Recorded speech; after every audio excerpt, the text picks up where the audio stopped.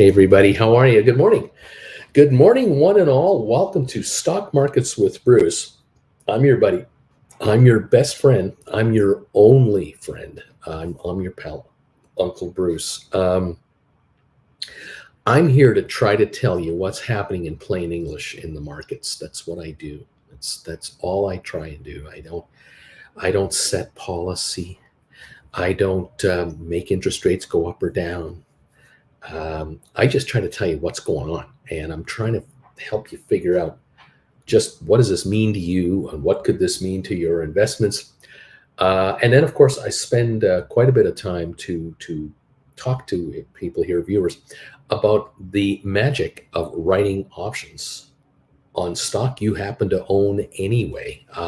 Whether you own shares in companies, whether you own units for some ETFs, a number of you folks have found that you can buy, ETF units, and as soon as you have 100 of them, you can write options against these things and bring in income. It's unbelievable. Some of you folks are here bringing money in on a stock like an IBM or a good dividend-paying company, and you're enhancing your yields dramatically. You might bring in 2% per month in option premium money, and you're getting 5% a year yield on your dividend. And so all of a sudden that's 39 or 29, 30% a year return on your cash. A number of you have figured out in the last year, I'm going to take 200 grand out of my house because it's worth 800,000. I owe 100 on the damn thing. I'm going to take 200 out. I'm going to buy IBM, write options on it, and make 30% on my $200,000. 60 grand a year. Oh, and my payment is at 2.5%, 3.5% a year. Oh, no problem at all. I'll do that. A number of you are doing that here. It's a silent group of investors who do this. You don't have to jump up and down and scream to the world you are doing it. It's just being done, and the money is being enjoyed, and we move on. There are a number of you here who are actively trying to become self-employed and get out of your jobs. A number of you actually are aware, you deep down, you know this is coming. You're about to get let go. You're within 6 months to a year of being eliminated from existence at the firm you're with because, one, you don't trust them. Two, you've seen evidence of departments being scaled back and people being moved about, and you're not one of them. You're being kept where you are, and you're noticing that around your little world, you're not the center of attention anymore for your corporation. And you've figured out through deduction and experience and just plain common sense that you guys are going to be knocked out. And some of you actually are out there in the real world waiting to be knocked off. You want to be let go. You want them to kick you out. You're looking at a 6-month pay package, a 1-year pay package, some kind of a goodbye, whatever, a year worth of health care or whatever. You're ready. You're ready to take a hike. And you've already been here working your new found love of writing options and bringing cash into your hands. And you're waiting for them to kick you out and give you a check to take a hike. And you're going to go, great, thank you very much. I'm out of here. And now you're going to be at home. And now you're going to be generating revenue from your home. And that added cash they're handing you is 6 months of bills. And the extra cash is in the account to grow your revenue even more. You're ready for it. Some of you folks have completely changed your lives in the last 6 months to a year by being here with option writers because you didn't know it. You had no idea.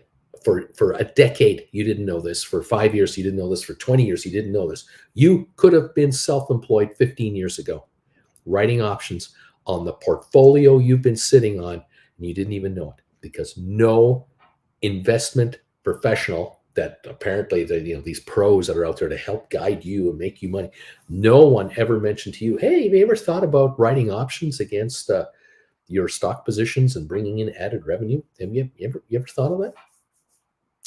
With what you're sitting on, you could bring in like $5,000 a month in revenue, just a really conservative option writing program, way out of the money calls. On top of the dividends you're generating, you're probably taking in like 8,000 a month. That's 100,000 a year. Your wife could quit her job. You could have your wife at home, or you at home and your wife working, whatever way you want to do this, but you could have more time with your children. Your kids are 11, 12, 13, and you are both working your butts off, and you're trying to make all the payments and you're trying to stay ahead of the Joneses. You could just, bring in this extra cash, and one of you could quit the full-time job and be with the kids a lot more, and go to soccer practice and dance school and this and then and or you could both work part-time. Perhaps maybe you could both just go to part-time jobs, and then you offset time with the children. Dad is with the kids here, mom's with the kids here, and then both of you with the kids there, and it's a whole different world. Nobody came to you 10, 15 years ago with this suggestion. Nobody. And today, no one's coming to you either. There's nowhere you can go for this. Tell me what trading platform, and tell me what brokerage firm, tell me what banker, tell me what financial advisory outfits that you've been bombarded with for your money to be, park it with us and we'll generate returns. You tell me, well, we have an option writing a strategy program here we can work with you on. There's nobody. No, because you're a nothing. Unless you've got $1 million or more, you're not even going to get a phone call. You're not going to be able to talk to a financial advisor in person. You'll get their assistant. That's the 28, 33, 35-year-old gal that they've hired, who, took business in college and got a 40-hour-a-week job working as one of the 3 assistants for these financial guys.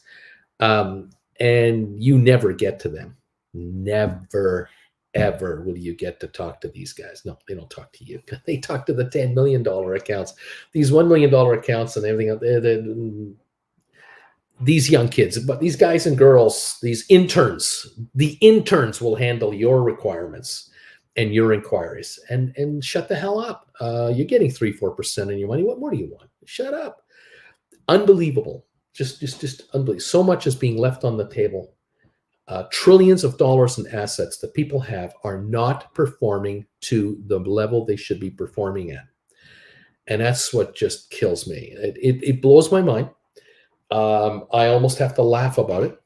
I'm an old man now. I'm 67. And when I was in my 30s, back in the old 80s and 90s, I saw the world evolve. The investment world really evolve away from what had been the normal course of life. Successful middle class and up people had trusted financial advisors that they would go to from time to time. And as the years went by, these people, as they aged, needed more advisory services. So every family had a lawyer that they would go to for, we're selling our house and we're buying a house and we're going to contact our lawyer to handle our documents, the trusted family person. Upper middle class families all had an investment advisor and or a banker or two that they would see once in a while. They'd know on a first name basis and vice versa. But stockbrokers, there was a time where if you were a 30-something and 40-something-year-old person and you were mid-level somewhere in an organization, you were bringing enough capital in to live on, because that was the way it was in those days. And you were saving some X amount of money per month. And when a tax refund came in, most of it went into your retirement account to just pad it up faster.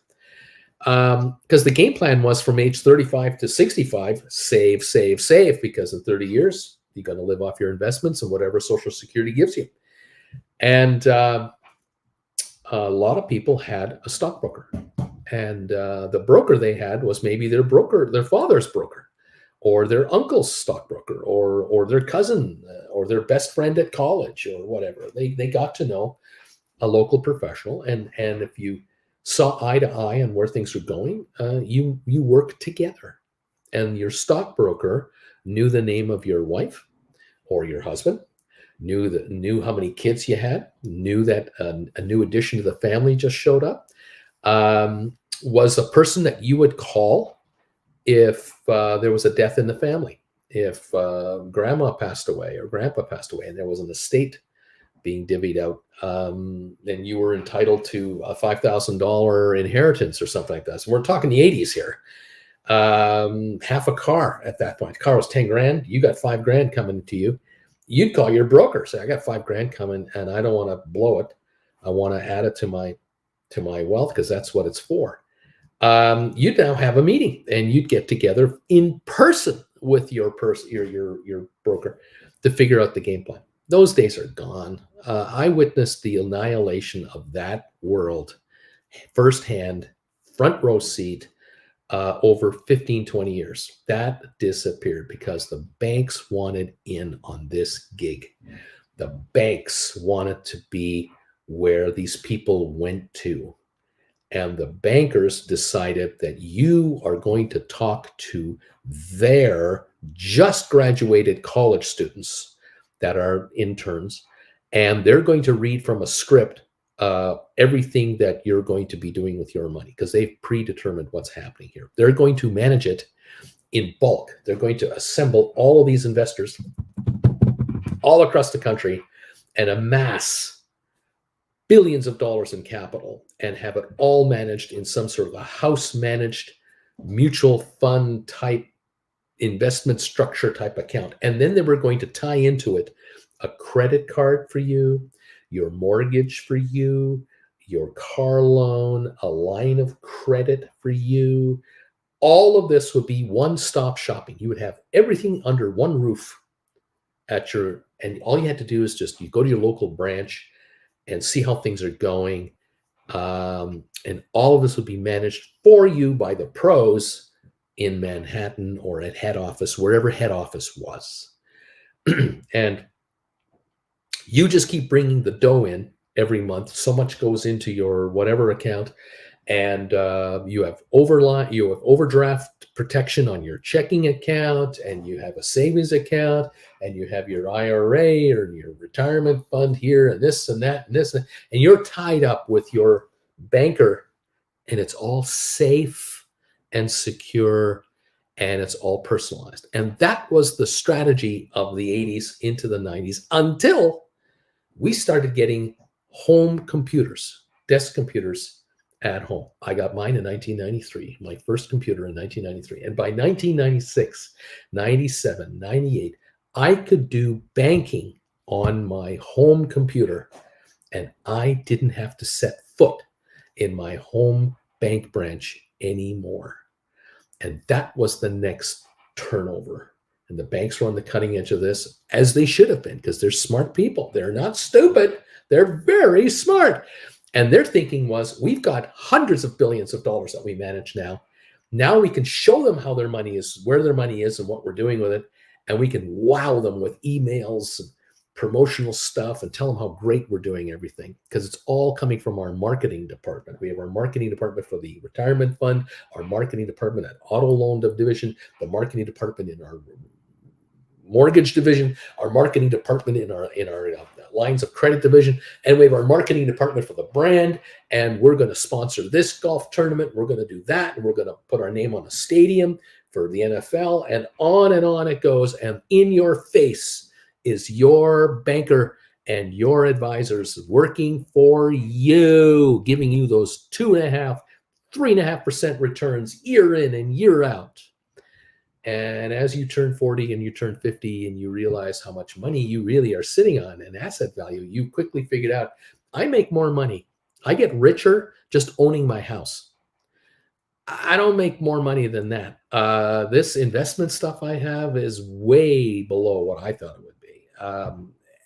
And the markets are outperforming. The indexes are going higher than my account is going higher. And many people, millions of Americans and Canadians and others are noticing and have noticed the last 15 years, they don't have a pot to piss in when it comes to retiring. They got a house and they have a 15-year-old car and they've got $100,000 in savings and they're supposed to survive on that for the next 35 years of their lives, from like age 55 to 90. And some folks are 55 with health issues, can't work anymore, and now are supposed to live off of their savings until they get to Social Security, and they're going broke waiting. And so many parents, many Canadians and Americans are living with their children, or the children living with them, because they're sharing the overhead of the house, because mom and dad can't live on their own. They can't afford it. And the attitude is, well, the kids are living with mom and dad because the kids are losers. No. It's mom and dad who can't afford to be on their own because they don't have enough savings and income coming in, and or the medical bills are killing them, and it's just a nightmare. The broker, there is no broker. Personal advisor, there is no personal advisor. Does anyone at the bank know how many children you have? They don't give a crap how many kids you have. Oh, you had a new child? We don't care. Your daughter's getting married. They don't give a crap. She got an account with us? Great. We don't care. The banks are disappearing. The branches are evaporating. The hometown, 5 different banks in your hometown, they're all gone. There's one left. They've all left. It's all online now. It's all unpersonal. And every time you call for help, you have to go through the same game. Enter your Social Security number, identify your identity, and make sure that we're talking to who you supposedly are, because you're being hacked left, right, and center. You used to call your stockbroker and go, "Hey, Bruce, how you doing?" And I go, "Oh, hi there, Mama, babe. How you doing there, Beach Boy?" I recognize the voice. What's going on? That was the end of the verification process. Yeah, listen, we've got the car broke down and we got to send it in for a new transmission. I'm going to need $1,500 out of my account to handle it. Oh, well, we'll have a check ready for you this afternoon. You want me to courier it over to your office? Do you want to come by and pick it up? You want to come in for a coffee? Hey, listen, I'm going to be in your neighborhood. I'll drop it off on my way home. I'll drop off the check to you in person and say hi as your investment advisor. How else are you doing? How else is going on? That's my job. Well, those days are gone. Those days are over. It's all over. You now have to fill everything out on the computer and hit the passwords and hope they don't make you verify it for the 15,000th time. And it's an electronic transfer, and it's all, there it is. And you don't give a crap. And if you withdraw money in a certain time frame more than you're supposed to, you lose all the interest on the money that you're supposed to make, because you forgot the fine print that if the balance below goes this, you forfeit that, and they've just scooped $50 out of your pocket for a handling convenience fee. And you had no idea that was coming until the statement shows up 2 weeks later. You look online, go, what's that $50 convenience fee? Yeah, the check you wanted, that $1,500 you want to transfer, that was $50. We love you. Congratulations. There you have it. That's our world today.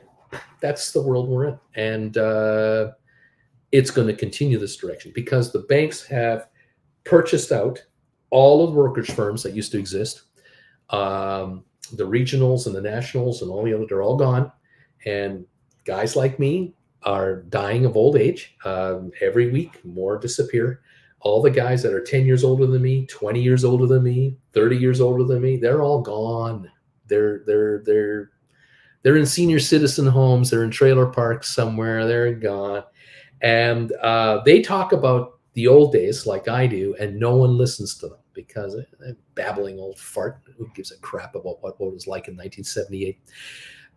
Because, it's a different world now. It's all different now. And things are better now. And things are more advanced now. And this is the new normal, and this is the way forward. And this morning, we have a glaring example coming right at us in our face, the new normal. And I want to bring you right face to face with the new normal.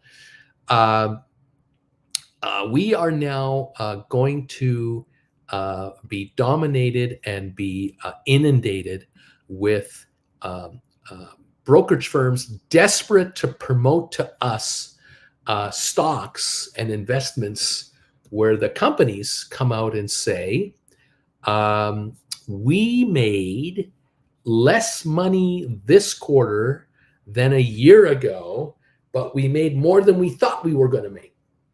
So we're losers. We're not as big a loser as we thought we were going to be a loser. And this is great. And brokerage firms are going to recommend you buy their stock like there's no tomorrow, because the company is exceeding expectations, absolutely exceeding expectations. And now you can jump in. And class exhibit number 1 for the defense or for the prosecution, depending whose side you're on, is Walmart. This morning, the shares of Walmart are up $10.16 to $148.55 on 1.5 million shares pre-market trading, because the company came out and said, we topped earnings estimates over what we were estimating before, and we're raising our guidance to do even better than what we thought we were going to do before. What they're not saying is, oh, by the way, about a couple months ago, we mentioned that we were going to earn way less money than we thought we were, but we've exceeded that. And we thought next year was going to be, half the money. We're going to make more than half the money. Stock's up $10 a share. Everybody is happy and singing Kumbaya in Wall Street, because Walmart is not making as much money as last year, but they're making more than they thought they would make. And so the stock's up $10. That's what's going to run the Dow to start the morning. Yay! Home Depot, on the other hand, came out with kind of the same news. We exceeded expectations, but we expect next year not to be as good. Stock's down. At least last I looked, the stock was off on Home Depot. It's unbelievable what's going on in this market right now. Yeah, we're down 225 on Home Depot pre-market. That's a Dow component as well. These are both retailers. These two guys both sell a lot of the same stuff. If you've been into a Home Depot lately, you can buy Windex at Home Depot, or you can buy a Windex at Walmart. You can buy a screwdriver at Home Depot. You can buy a screwdriver at Walmart. You can't buy tenderloin at Home Depot. You can buy groceries at Walmart, but you can't at Home Depot. But springtime, both locations, you can buy patio furniture. You can buy a barbecue at both locations. Depends on just who's got the best deal. One is up $10 a share. One is down $2 a share. And they've said almost the exact same thing, but in a different way. What you didn't hear from Walmart today in a in-your-face way was you didn't hear the fact that they just cut a check for $3 billion for an opioid settlement right out of their bottom line. They're not talking about that. They're talking about X that, ignore that. Look how much money we're not making. We're making less money than last year, and we're going to make more than we thought we were going to make, which is still less than what we used to make. So the stock's up $10. Forget that opioid thing. $3 billion check. We only have to sell $150 worth of, we only have to sell $150 billion of stuff to clear $3 billion to pay the fine for our incompetence of pushing opioids on our customers, which has killed customers. We've gotten rid of that. That's no longer a problem anymore. And so we don't have to talk about it. And we don't talk about it. CNBC doesn't talk about it. Fox News doesn't talk about it. No one talks about it. It's an official press release. You want to find it, you'll find it, but no one's talking about it. No, we're talking about the $20 billion stock buyback. The board of directors has approved a $20 billion stock buyback of Walmart shares. Guess what that is worth? Butkus. It's worth diddly squat. Nothing. Because no board of directors of any public company, when they announce a buyback authorization, they're under no obligation to buy a single dime of stock back in the year. It's an indication that they've approved the possibility that we might buy up to $20 billion worth of stock during the next calendar year, but we're under no obligation to do any of it. And they won't. The likelihood is that Walmart will sit back and go, hey, if the shares are going up $10 this morning in the pre-market, We don't have to buy up any stock. What do we do that for? We'll buy up stock when there's a crap in the market, when the market takes a dump and our stock drops $15 in one day, then we'll buy up our stock. When everybody wants the hell out. But right now, everybody wants to get the hell in. Oh, we're not going to buy back any stock. We're just going to announce that we're going to buy back the stock. That's enough. For years and years and years, Amazon announced every year an annual stock buyback program for like a decade. Every year, billions of dollars. Never bought a single share back. Virtually nothing. They didn't have to. The stock kept going up in price. They didn't bother. Now, Amazon has lost $1 trillion of book value because there's paper all over the darn place, including the fact that they did a 20-for-1 split on Amazon and Google, remember? 20-to-1 splits. These shares are available all over the place and will be for quite some time. In the Walmart story, people on Wall Street are celebrating the fact that they're making less money and they're going to make less money next year than previously estimated only a few months ago. Like in the last 6 months, they've completely revamped their numbers. And now Wall Street is saying, this is great. These guys are they've raised their guidance on how they're going to do, and it's only 40% worse than a year ago. And the stock is up. Absolutely ridiculous. This cannot last. This will not last. Because there are hedge funds out there going, should we be shorting this garbage? Should we just hit this thing? Dare these bastards to step in there with 20 billion and buy up their stock? We could hammer this stock. We've got billions of dollars that we can get our hands on. We could nail this stuff. We could short into this market because they won't even hit their projections. They say they will. But what they don't talk about is the fact that there's a global recession going on. What if interest rates keep rising? And what if inflation is stubborn? There will be the odd good news report and all that, but long-term, Americans are pulling back. If Walmart doesn't deliver on the latest numbers in the next couple of quarters, there will be a negative reaction to the stock. Why don't we lead the charge and short it now?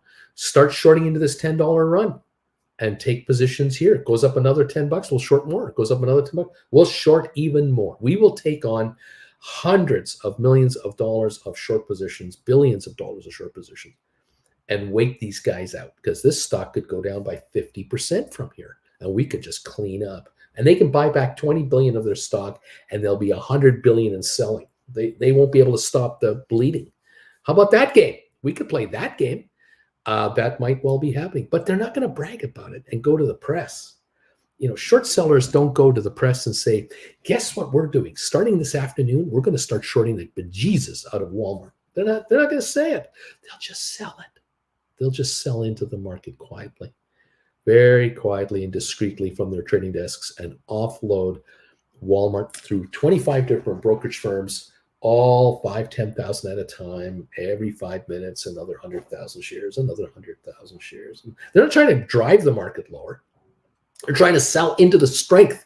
They want the stock to stay up here. They want to get a big position put together. They want to have millions of shares shorted as they slowly bleed the stock into a rising market. Just keep hitting it. And then when it does ebb and begin to give up a little bit of room here, they'll just keep shorting it. And it goes down 3%, 4%, 6%, 8%. And these guys are going, yeah, we're short 5 million shares of this stuff. Every time it goes down $1, we are $5 million rich. We're short 50 million. We're short 100 million. Whatever the number is. And they're just going to keep hitting it and hitting it and hitting it. And they're going to allow the stock to back off 20, 30, 40%. Slowly, they'll buy it back without helping it. They'll buy it back, bit here, bit here.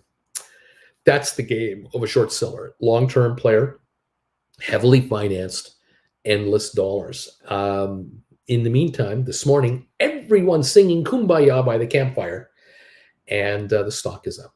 That's the story of this market. It seems to want to maybe go higher. We sort of kind of want to go higher, but what stock do you buy? Who's going to make more money next year than last year? Nobody. Well, wait a minute. No, that's not right. There's got to be companies that are going to make more money next year than this year. Well, yes, there will be. There's SoFi, and then there's Matterport, and then there's ME, and then there's other former SPACs. They're all going to make more money because they're growing companies and they're cash rich, no debt, cash in the bank, and they're growing their business. But these aren't Dow 30s. The pension funds, hedge funds, mutual funds, and senior investors are going, what can I buy that's going to go up next year because of better economic performance? All I hear and see is a recession coming. It's in Europe. I see the UK in real trouble. They're trying to tread water right now and not be noticed by anyone. I'm talking about the UK. The UK doesn't want to be noticed by anyone right now. They're treading water. They're laying low. The new prime minister is in the G20 conference right now, and he's doing his speeches over there. He doesn't want to talk about UK problems. He wants to talk about how bad Russia is, and the world at large. But don't ask me about UK problems. Everything's being buried. Got to get through the next election cycle. In the meantime, Americans and Canadians and Germans and Brits and Finns and Norwegians and French people and Italians we're asking ourselves, what are we supposed to do? What's our situation? Are there going to be layoffs? Are there going to be cutbacks? What's happening? Amazon announced 10,000 jobs are disappearing. Why is that stock up? That makes no sense. Everyone else is announcing hiring freezes. What's going on here? What do I do? Bezos, the former chairman of Amazon, one of the richest men in the world, he's telling people in an interview, this is how great this guy is. And again, I'm not mad at Jeff Bezos. I don't hate the guy. He's all right. Jeff's an okay guy. Done really well for himself. This guy's pretty sharp. He's warning Americans you might not want to buy that new television set right now. What he means by that is there's a recession coming, and money's going to get tight. Capital's going to get harder to come by. Whatever capital you get your hands on might cost you a lot more money in interest than you're getting it for now, like mortgages and car loans and stuff. You really may not want to blow your dry powder on a new flat screen TV right now for $2,000. You might want to keep that money in your bank account and leave that powder there for increased prices of food, life insurance premiums, car insurance premiums, gas for your car, electricity for your house, higher property taxes, whatever is coming your way, that necessities of life somewhat, you may want to keep that there rather than get a new television. He's actually talking down his own company because this guy sells a lot of televisions through Amazon. I mean, how many people buy a TV through Amazon? A lot. And he's actually telling people, don't be going after luxuries like this right now. Hold back. And when Bezos is telling you that, you got to kind of listen to this guy and go, what does he know? What does he see? What does he feel? That his feelers out there are out there, and he's sensing something, because this guy's been right for 30 years. Since the 90s, he's been right. He figured out that Amazon would start with books. Then we would go into CDs and DVDs. And then we would go into the DVD players. And then we would sell stuff like clothes. People thought, you can't buy clothes on Amazon. How are you going to buy clothes? You can't try it on until you get it. No problem. We'll sell clothes. You don't like it, send it back. Don't worry. And it worked. And shoes. How do you buy shoes on Amazon, for crying out loud? You got to walk around the room with them on, don't you? How many shoes have come back to Amazon by people who weren't happy? Millions of pairs. It's unbelievable. How do they make money? He was right. He got into all kinds of everything else. I mean, what can't you buy on Amazon now? What can you not buy? Virtually nothing. The guy was always on the cutting edge. Now he's sensing an issue. There's an issue. Hold on to your dry powder. What? Has he lost his mind all of a sudden? I don't think so. I think he's just as sharp now as he ever has. He's probably sharper today than he was sharper a year ago, because he's been resting for the last year. He isn't working as hard. He's not in that office 80 hours a week anymore. He's now had an outside life a little bit. He's got some fresh air in him, got some hiking in him. He's changed his life completely in the last 2 years. I mean, unfortunately, his marriage didn't work out, and all that stuff. He's a changed guy, and he's now in his 50s, 60s. Okay, he's got a different perspective than all of us, but he's got a perspective, and he's kind of saying, "Hold up." That's kind of surprising. Right now, I see the market up 356 on the Dow pre-market with 25 minutes to go. I got the S&P up 71, NASDAQ up 328. I got oil down $1.08, and therein is the difference. Why is oil dropping all this week while the markets keep going higher? And yet, what happened in the last 20 minutes yesterday? The markets took a dump. We lost like 400 points from the afternoon highs to the close last night. In the last 30 minutes, the markets were going down. Why is it up this morning like this? And can it last? And why is oil not going higher? It lost $3 yesterday. Now it's down another $1. It's at 84.78. We were going through 90. We were over 90. Now we're at mid 80s. What's going on? Oil goes up when economies are getting stronger, because economies that get stronger need more oil, not to burn fuel, but to produce other products from oil. Oil can produce 100 different items across the board. Oil is dropping the last week. So future supply expectations are not there. OPEC admitted it yesterday. They admitted it. They said, yeah, we're not going to be moving as much oil as we thought. Our customers won't need as much as we thought they were going to need, even in China. What's going on here? If that's true, why are the markets higher? How can it be that the markets are going higher with all this optimism if commodity like oil is not doing so well? Something isn't adding up here. Yeah, it looks like the market sort of kind of wants to kind of go higher, but I don't know if the market can really kind of sort of really actually go higher. And these little 1%, 1.5% moves might well be the death throes of a little bear market rally here. Because I can tell you that the Dow Jones Industrial 30 and the S&P 500 and the NASDAQ 100, they as a group will not make as much profit as they did a year ago, 2 years ago at all. And their numbers now are about to be downgraded as is being done right now. Home Depot downgraded their numbers. This is going to be the new normal. And yet, why is it though that Walmart is higher? Because they over downgraded. And that's the game on Wall Street. If you know that you're going to earn, say last year you earned $1 a share for your company, and you know that this year you're probably going to earn 60 cents a share on the market for your company. You know it's going to be 60. You say to the market, we think we're going to earn 50 cents a share. And that there's the haircut right there. And say we're doing cost cutting, and we're freezing employee hiring, and we're grappling with costs. And the stock kind of holds its own because all the company's management seems to be working hard to keep costs under control and all this stuff. And then when you come out with your financials down the road, you come out and go, oh wow, we exceeded expectations. We made 60 cents a share instead of what we thought was going to be 50 cents a share. We outdid our estimates by 20%. We overshot. The stock goes up. The reality is you're making 40 cents less per share than you were a year ago. Your stock should be 40% lower than it was a year ago, at the very least. And the other question on my mind, being an old man, being around a long time, seeing all this shenanigans in the past, what's your estimates for next quarter and the quarter after that? Are you thinking from 60 cents to 30 cents and you're going to bring in 40? Are you going to keep slumping?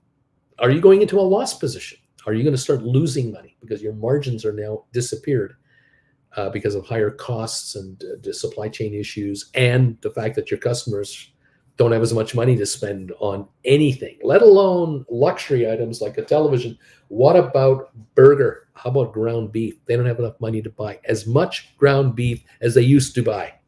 They're going to buy less than that. They used to buy the family pack. Now they're buying the smaller family pack. That is a negative, and that is a trouble. That's a problem. That is where margins can't help you. There are no margins in this stuff. And if you're selling product, less of it, you can't make more money on, no matter what you do. You can't. And if your costs for your your electricity to keep the lights on and the electricity to keep the air conditioning going, keep those fans running up there, keep going higher and higher. You can't offset that with higher prices because your customers can't afford the prices you're putting on. Now you're in trouble. You've got a margin problem. You're going to start to see stuff like certain companies are going to start announcing this is the death spiral. You're going to see stuff like Company X sold their warehouse and offices for $500 million. Their entire complex for their 30,000 employees, they sold all the land, all the buildings, everything for $500 million. And then they turned around and they signed a 20-year lease to rent it for so much money per year. The net effect is the company just took in $500 million in cash, paid off $100 million in debt against the $500 million. They got $400 million in cash on hand, and now they're going to pay $10 million a year in rent for the next whatever number of years. And they've just lost one of their key assets. They're worth less money now, and that $400 million will be eaten up in losses and write-offs of other divisions as they keep cutting back. And then the layoffs begin. They're going to close that division, sell that division to somebody else. They're cannibalizing themselves. You're going to see this in corporate America, corporate Canada, corporate America, corporate Europe. If it isn't happening already, you're going to hear more of this kind of talk. That means a lower stock market because equities will have less value and less asset value with which to work off of. Other entities will buy these entities, will buy this stuff. There's always a buyer for land. There's always a buyer for a building. Yeah. But if you've got a 20-year lease with that tenant, you're in the property management business, you're a happy guy. You've borrowed money from bankers to hand these guys $500 million. And you've just turned around now and hauling in rent money to pay the bankers. That's what you're doing. And you're making a profit on the spread because that's your business. That's what you like to do. This corporation over here needed $400 million cash because they didn't want to dilute the stock to get $400 million in cash in their hands. So they're cannibalizing their own assets. This is what happened with Nokia. This happened with many other companies over the years. Many oil and gas companies in Calgary did this over decades. It's still being done in corporate America all over the place. Right now, we're hearing Exxon wants to blow off a bunch of their office space. They want to reduce how much square footage they lease because they don't have as many employees anymore because they're going to reduce their workforce. Yet they're making record profits. What is that? Because they see the writing on the wall. They already know their margins are going to shrink. Oil prices can't stay at $130 a barrel indefinitely. The economy can't handle it. And so we're already down to $84 a barrel, and we're going to go lower. And so Exxon is making preemptive moves now to reduce their overheads going forward. Smart move. But they're in a power position to work this, where many other spin-off companies out there aren't in a power position. It's a desperado position. A number of companies out there will sell buildings that they own that they've mortgaged to the hilt. They can't get any money out of these buildings. So they're just going to sell them off and move to cheaper locations where they're strictly renters. They're backing up. They're not moving forward and getting bigger. They're getting tinier and tinier. They'll bury those announcements as much as they can so that it doesn't impact the stock. But at the end of the day, the stock trades on a PE multiple. If there are earnings, they'll trade at a PE multiple. And eventually the truth comes out. In any event, we're now 17 minutes away from opening up. And we're ahead on the markets, yes. But is this a temporary dead cat bounce? What I'm saying to you folks that are option writers out there who follow me, you couldn't ask for a better market. I keep saying the same thing every time I come on this program. I keep repeating myself because I don't see any changes that tells me being an option writer is a dumb thing to be. Being an option writer is a very smart thing to be right now, a very wise thing to be right now. Right now is the time to bring premiums into your account and to build your cash positions and or to build the positions of deep in the money calls so that you can write even more contracts. Because this is the one area of the market where you can succeed. Option premium coming in because the shares here have a limited upside and a virtual limitless downside. It's not a pretty thing. Do not fear the upside of this market. Sure, Amazon is up $10 today. At the moment, in a pre-market where only 5% of the action actually happens. When we open for trading a little later this morning in 15 minutes, we'll really see what's going on, and can the market really hold this? We'll see what's going on. There is an announcement came out. Stock futures bonds rally as wholesale price growth slows. The U.S. stock futures rallied Tuesday. I'm just reading this from MarketWatch. Stock futures rallied Tuesday morning after the producer price index for October came in lower than expected. The price index slowed to 8% from 8.4% in the 12 months through October, while core price growth slowed to 5.4 from 5.6%. And then the futures rose against it. Great. That's good. We're happy to see that. But I'm sorry to say, this is unlikely to have a lot of sustainability here. I just don't feel that we're going to have the Dow rise 2,000 points on this news. And is this going to make the Federal Reserve completely change their game plan and reverse their entire philosophy about tackling inflation? No, because inflation is still 8%. Is 6% above the target that they had in mind. By the way, Walmart is still up on the morning, but it's now up $8, not $10. So it's already giving up some of the gains here. I just got a vibe here that just telling me, man, under the surface, there is some crap happening here that is not good. You probably noticed there is no recovery happening in the housing market right now. None. There is no massive rush of people dying to get into the option market. Bankers out there are not in a hurry to issue mortgages at super competitive rates these days. Just going to plug in my computer. There we go. Bankers are not interested in rushing out to offer 2.5% and 3% mortgages to house buyers. The mortgage rate's sitting at 7%, and it's going to go to 8%. It's going to go higher. We've got a Fed funds meeting coming up in the next month, at least a 0.5 point increase coming again. That means the 2-year note is going to break 5%, stay above 5%. The 10-year is going to break through 4.5% and stay there, and we're going to go higher. We're just going to go higher, and that is going to be more pressure on a whole bunch of outfits, corporations, and individuals to stay above the profit line. That's the way it is. One thing I'll mention as well, I happened to mention this on the early show.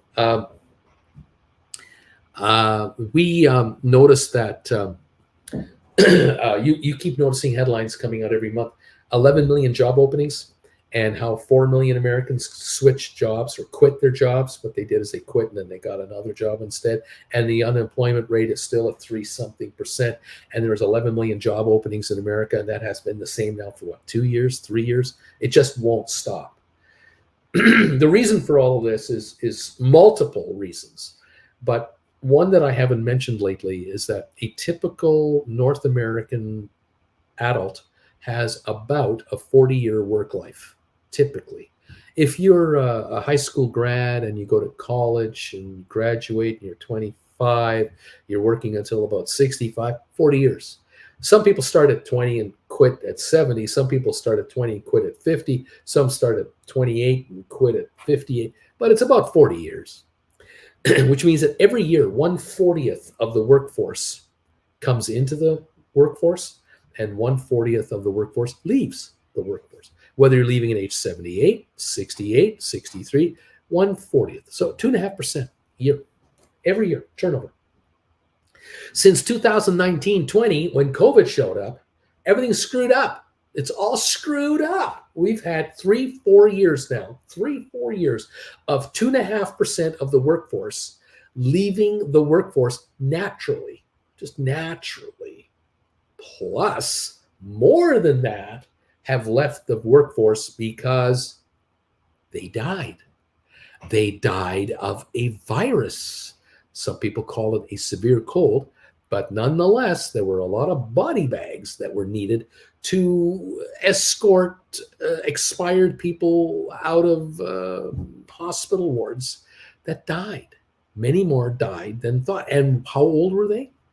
Elderly. They were older. A lot of those were still working. The folks that were going to leave the workforce in 3, 4, 5, 6, 7, 8, 9 years from now, they left the workforce early because they passed away.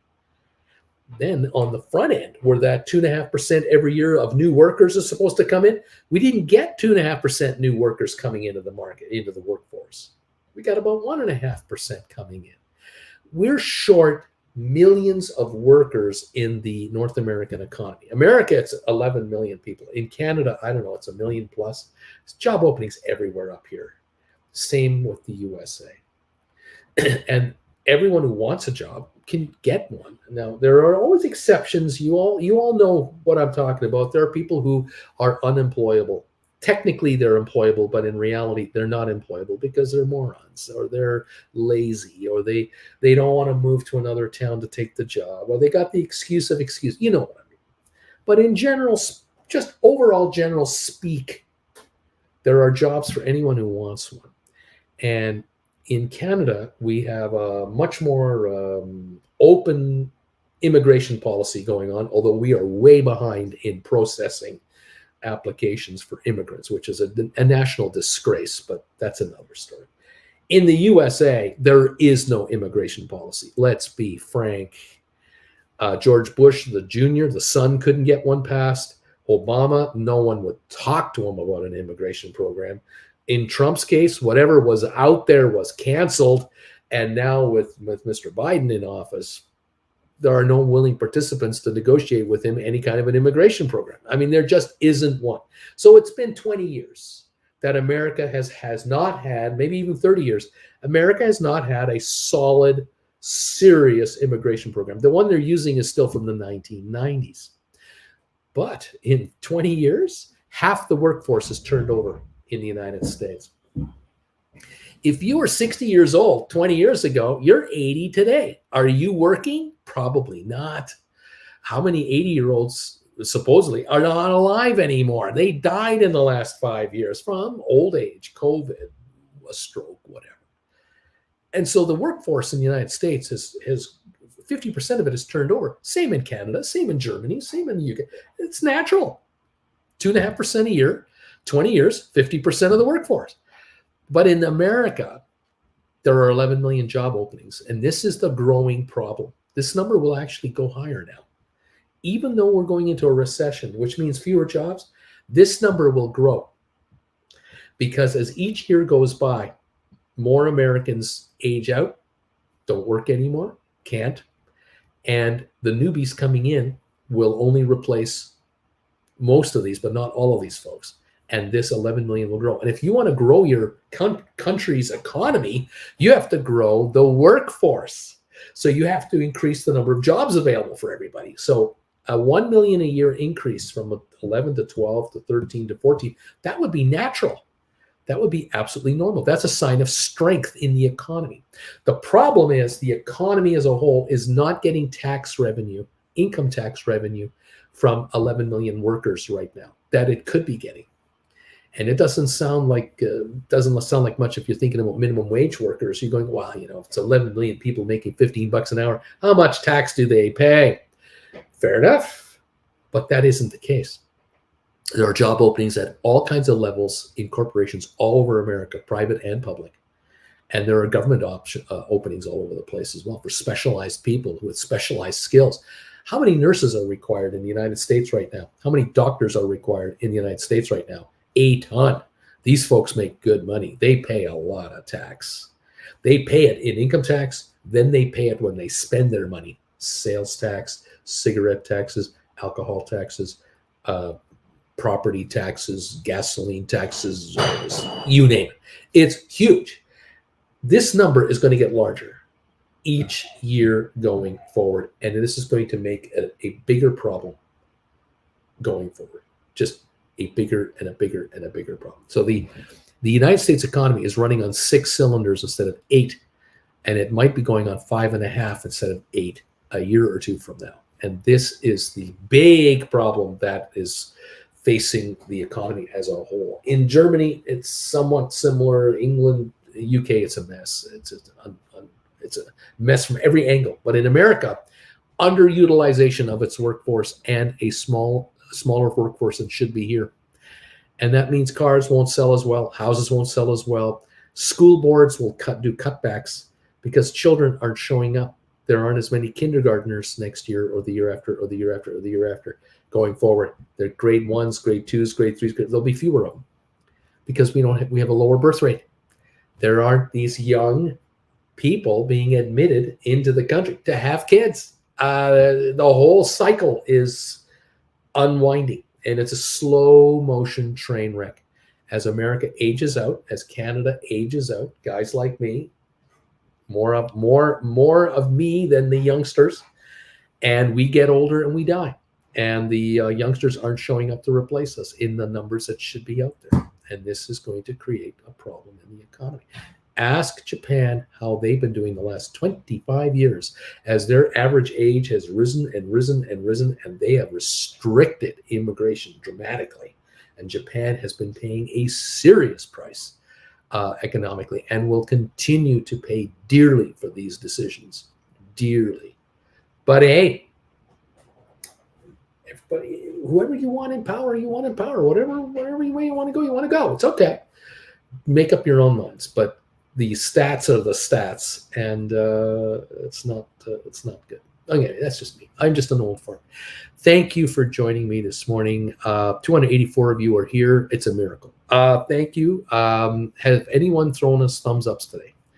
We have 122 thumbs ups for the raving old man. You gotta love that. Thank you, 122 you guys, for hitting that thumbs up button. I haven't had time to ask for any. If you can find it in your heart to throw a thumbs up our way, thank you all very much helping me out. We'd love to hit 200 when this show is on the air. I don't know if we're going to make it today. 136 are here now. Thank you. I'll believe it when I see it. 63 to get. I don't know if we're going to get 63 more. Too many people hate me these days. In any event, thank you for being here. I hope you can make a lot of money today, tomorrow, the day after. Option buyers, sellers, writers, listen, you guys, you got to take advantage of these rises to do rollovers. They're handing you money openly. The gamblers are so desperate to make a couple of bucks out there. They're paying ridiculous premiums on some of these option contracts. You've got to take a good hard look at the option positions you have. You've got to be really on top of your portfolio and your option chains to make absolutely sure that you can maximize your money into your hands. Is there a chance? Do you have an opportunity and a way to buy back a call that you wrote a week or 2 or 3 or 4 or 5 weeks ago at this level with a strike price over here? Can you now write a call with a strike price a little higher, maybe further out in time, for as much of a premium or a higher premium than it's going to cost you to buy one back? Can you do that? If you can do that, it's a win-win scenario. I don't know how many times I've read this now in the last week where my incredible viewers here, my phenomenal option writers, are saying to me, Brucey boy, guess what I did? I bought back a call that I sold for $4.50. I bought it back for $5, and I wrote a new call for $5.50 with a $2 higher strike price.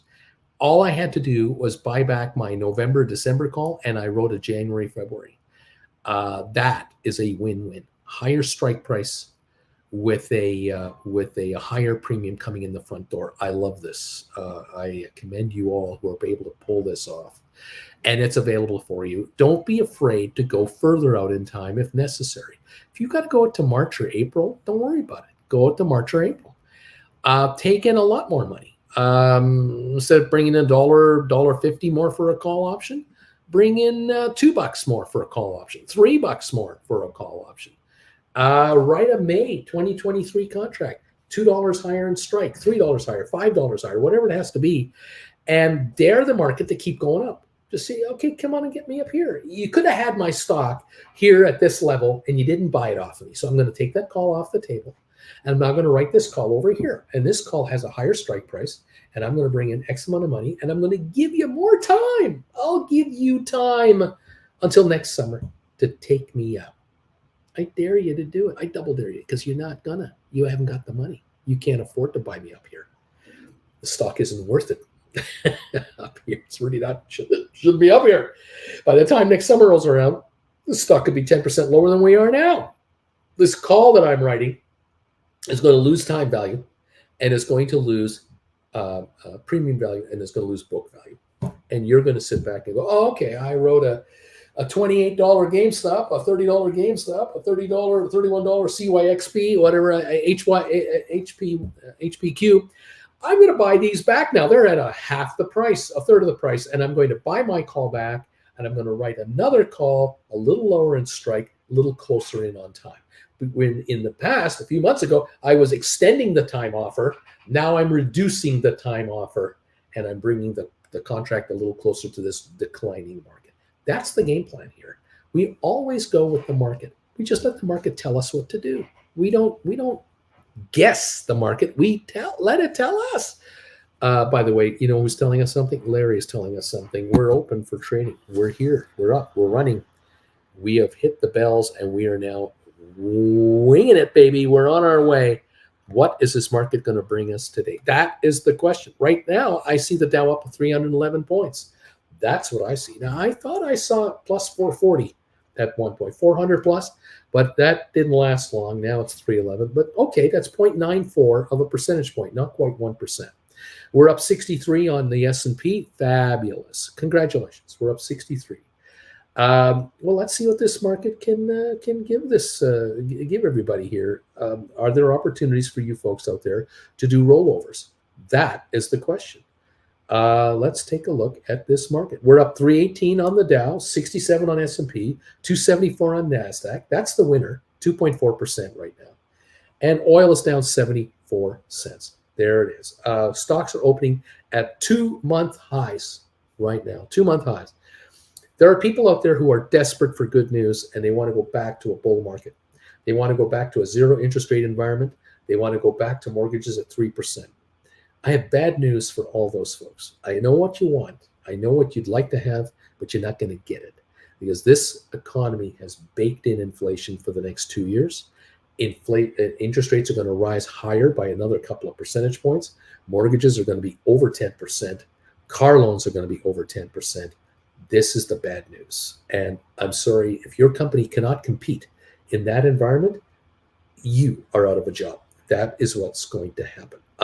Despite the market rally right now, it's not going to help. I'm sorry. We've got tougher times coming. We all know what we want. We all have our hopes, wishes, dreams, and desires. But the reality is, how much money are you making? And are you going to make money next quarter and the quarter after and the quarter after at a sustainable rate, or are you still slipping? What about your margins for your business? Can you hold the margins that we're used to you making, or are they under pressure? That's the question. And the market will eventually trade on expectation of earnings, not hopes, wishes, and dreams that the Fed might back off. Okay, this is a dead cat bounce. And I got bad news. We are up 403 on the Dow. I asked you, weren't we up 400 something? We're up 400 something right now. 1.25% on the Dow Jones for the moment. Let's see how long this lasts. Larry, thank you, says Bama Bay. DQ, there, Larry Titus, thanks for hitting those bells. Matthew, I'm number 152, Bruce. I am not thumbs up 122. I am thumbs up 152. I'm not concerned about this run. It will not last. My arms are folded here. There it is. JR, Larry, you are the man. I love buying 2-month highs, baby, says Coyote. Kareem, I don't know, man. This rally been strong now for several days. What brings it down? Oh, you watch. Just watch how people run out of money real quick. The next 6 weeks are going to be ugly. We got tax loss season coming up now. We're into this. There are people who are going to be selling off stock for write-offs, and then we have an acceleration in this area. The first month, January, is not going to be pretty either. because who wants to be long in January? I don't know anybody. Last year it didn't last either. It was ugly. We'll see how it works out. Let's see. Where are we at? 196 on Tesla. We're up $5. 196, 195 now. 195.84 up 489. That's hardly a big time move. That 400 Dow point move and Tesla's only up $4. It used to be a 400 point Dow move would be a $30 move on Tesla. It's 480. Apple's up 449. Great, 152.77. We keep hearing iPhone issues, iPhone delivery and cutback issues. No one is highlighting this. They're ignoring it. GameStop, 26.78 up 73 cents right now. SoFi 607 up 21 cents. Nice to see SoFi over 6 again. Can it hold is the question. HPQ 3088 up 45 cents. Are there rollover opportunities in your wheelhouse right now? All of you out there. If you're sitting on deep in the money calls and you've written 27s and 28s, can you buy them back and write 28s, 29s, and 30s a few months down the road? Are those being offered to you? Check them out. Amazon 102.44 up 395. Home Depot up 542 this morning, despite the morning sell-off. The pre-market sell-off of HD, it's now up $6. It's the goofiest market. Cisco up 29 cents to $45. Pfizer up 14 cents to $49.38. Netflix is ahead as well. It's up $11 to $310. This is a company that I predict will be under 150 a year from now. I don't see the stock here. IBM 144.58 up 38 cents. Microsoft 245.87 up $4. Vanik Vector's up 8.90. The chip sector is in trouble, they say, and this Vanik Vectors is up to $227. It's the Bizarro world. It's like watching Jerry Seinfeld with Bizarro characters instead of the regular characters. It is the goofiest thing.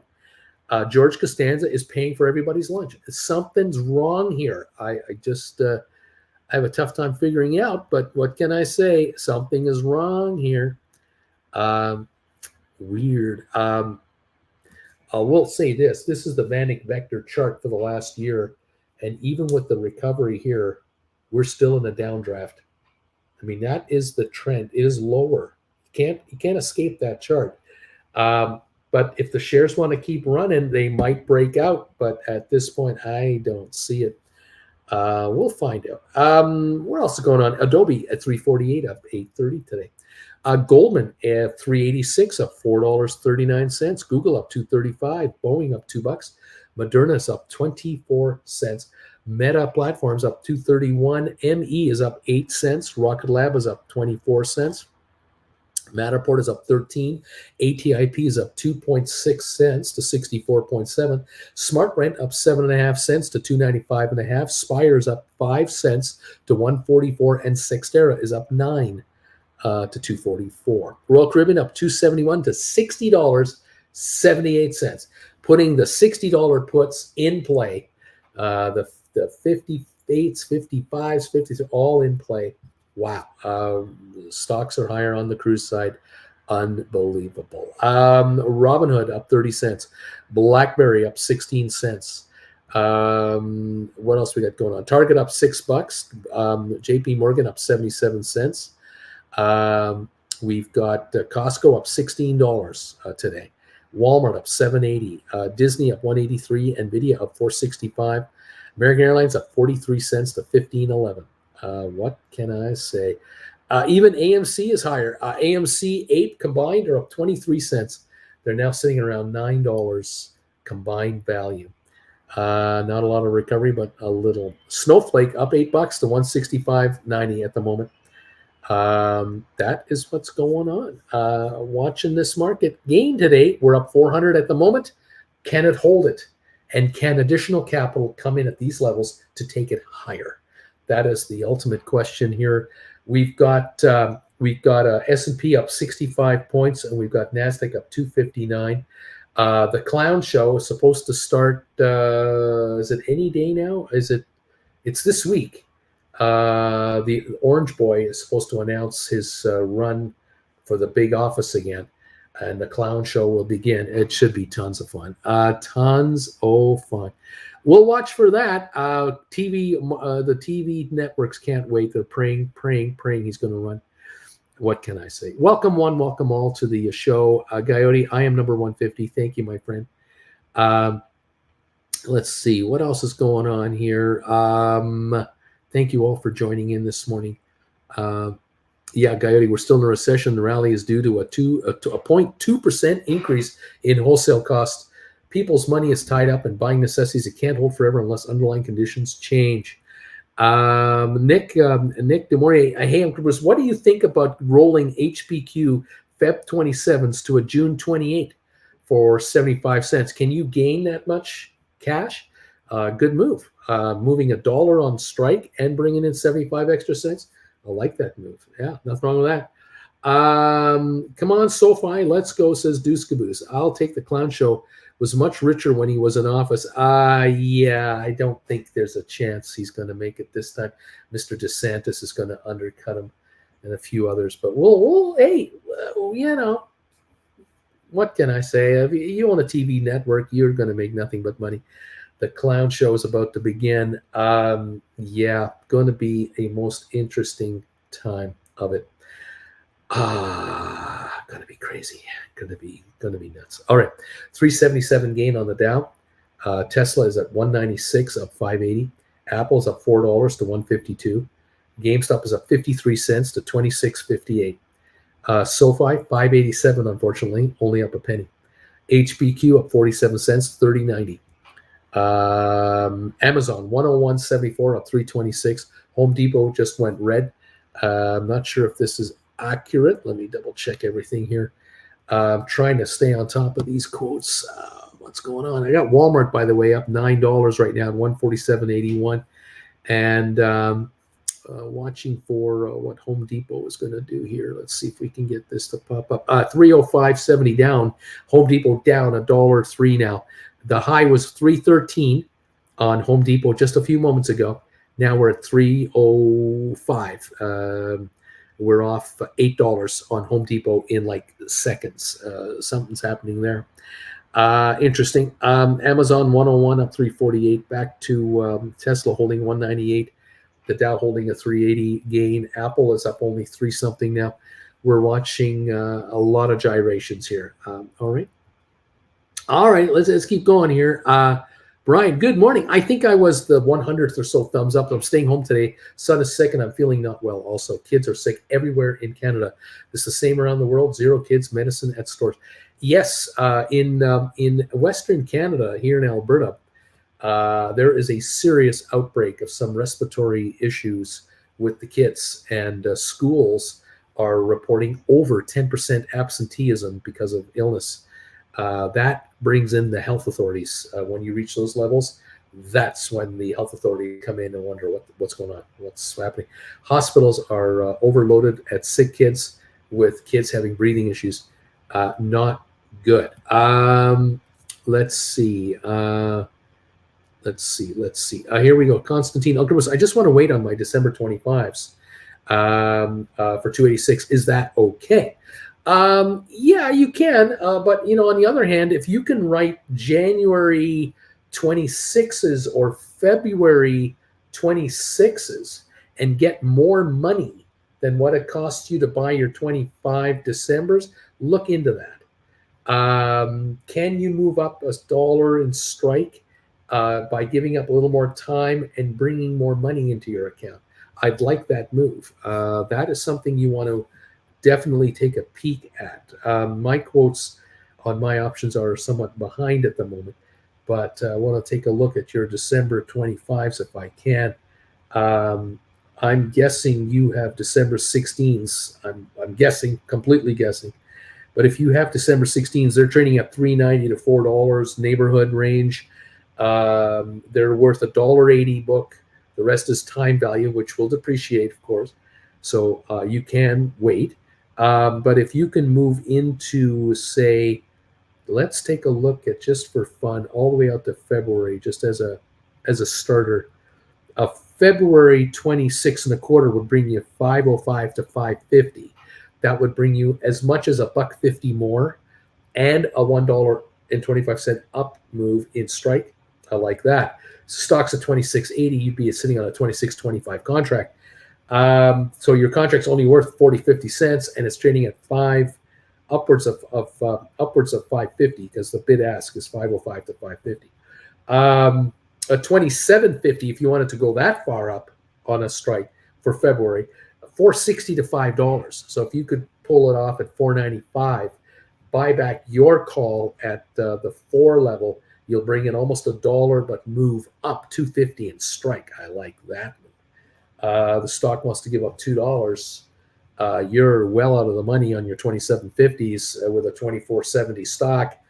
These 5s will be sitting at 3 something, and again they're expiring as well. But again, it's your call. You don't have to if you don't want to. But I like the idea of bringing in cash. I do like the idea of that. Moving up. Okay. Fun times. I just think there's more bad news coming from the markets, not good news. And so, we'll see. We're up 310 on the Dow. We are slumping a little bit here. And right now, GameStop is 26.81, up 76 cents, which gives some of you the opportunity to look at rollovers, which I would like to love you to look at.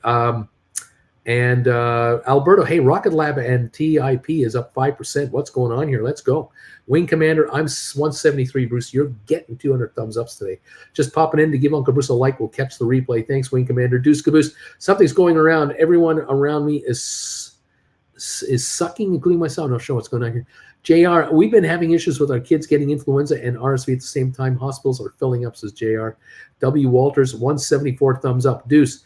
Alberto, preach, baby, preach. Wing Commander, hate these days when I'm stuck in calls all day, unable to follow what's really important here. Splair, at my work education, school teachers are ill. In Germany, the teachers are ill. Coyote, Wing Commander, Saga, I know that feeling. JR, hey, y'all. Paulson and I have worked together to get the Rugman theme done. Just a few alignment issues. It'll all be done. The man can shred. Awesome stuff. The Splair, maybe in the plains or in the tourist places like Virus is already waiting for all the people to get it. Let's see what's going on. I have not had time this morning to show you our latest acquisition. I have not had time to show you our latest acquisition, but give me a moment. Give me a moment, and I will show you something really funky. Something came in the mail last night, and I want to show you what we got here. Just bear with me while I set this all up here. You can just put 3 on the top. It will be fun. Well, I want it to kind of work it. Work it.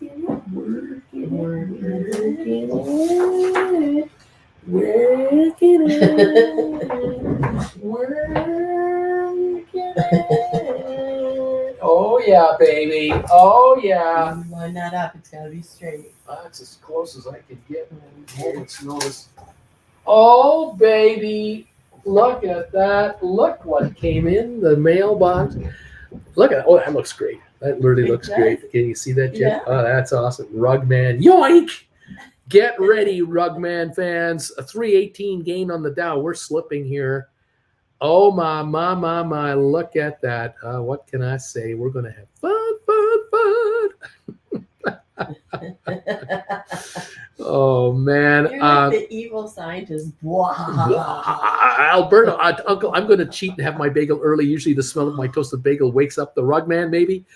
Deuce Caboose, dang, SoFi got Rugman hard. SoFi 581.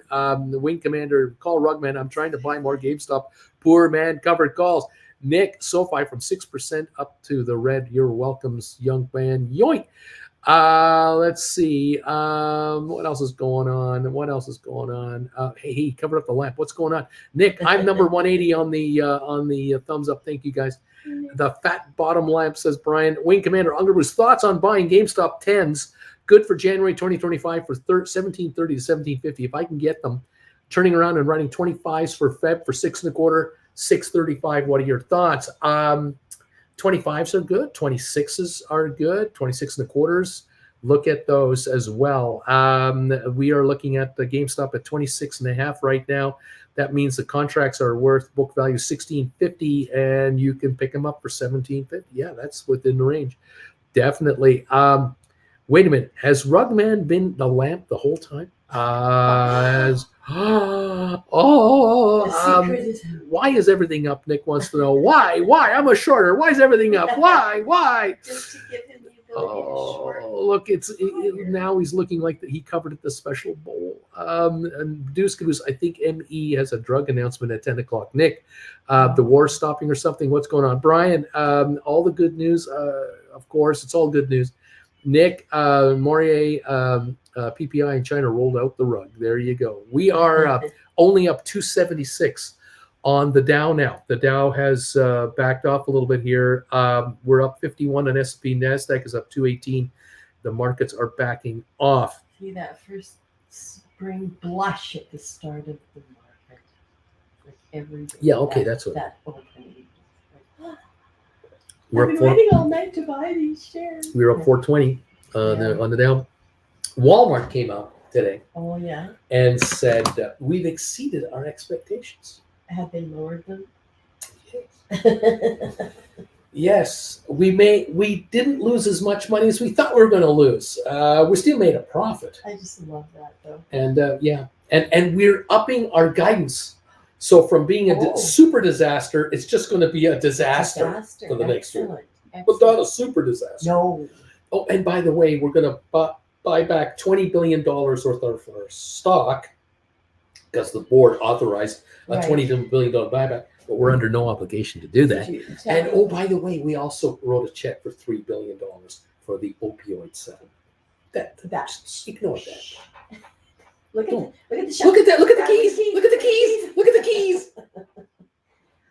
Did you talk about what our government is proposing? We're going to have a tax on buybacks. Oh yeah, yes, I've mentioned that. The federal government is announcing a 2% tax on corporations. So if you want to buy back $100 million worth of your stock, you got to pay a $2 million tax to the government of Canada because you're buying $100 million of your own stock back. Well, Guess how many corporations in Canada are going to stop buybacks? All of them. But that money is supposed to go into a dividend for their loyal shareholders, not for a buyback.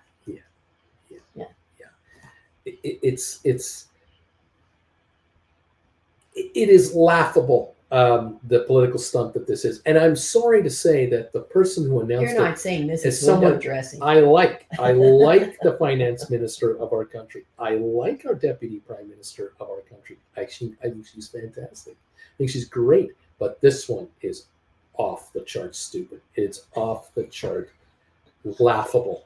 And it is a joke to the highest order. And I am convinced that 99 out of 100 Canadians are looking at this going, this isn't going to work. This isn't going to raise a dime. Oh, It's not gonna honey, raise a you're dime. giving people away. No. I think most Canadians are going, this is such a lovely bow on a stupid window colored dressing. box. It is ridiculous. Why don't you just help the economy grow and get the income tax for people and get the sales tax for people? You got the taxation mechanisms in place. I think just get more money changing hands and you'll just do fine on your coffers. But this is ridiculous. I hate taxes on profits. I don't mind consumption taxes as the system rolls through the system. But when people have made their money, leave them the hell alone. They've paid all the way through to get there. Now you're going to nail them on this? Talk about wanting to walk out of the country. Unbelievable. You're not attracting foreigners in. You're pushing them out. And it's stupid. It is stupid. But it's short-sighted. On one side, pushing on the other. And you got pollsters pushing your agenda. This will work well in the polls. It will not. It will be a laughingstock to most Canadians, and I find it unfortunate. They didn't ask me, did they? Did they ask me? No. Did they ask you? They didn't ask you. No. So thank you, fellow Canadians, and I'm here thank to you. ask you. Oh, You, only you. What am I putting on the bagel? I would On a Tuesday like to morning? have I would like to have a toasted bagel, and I would like to have ham diced up and Okay. fried up with scrambled eggs. Oh, So I like to have ham and scrambled eggs on the side On with the a toasted side. bagel with some ketchup With on some the plate. And that will be my breakfast today. Okay. This is living the life, He's really, luxury, really and enjoying- Rugman he's really changing things. is here. out to save everybody today. Oh, and I need a cola.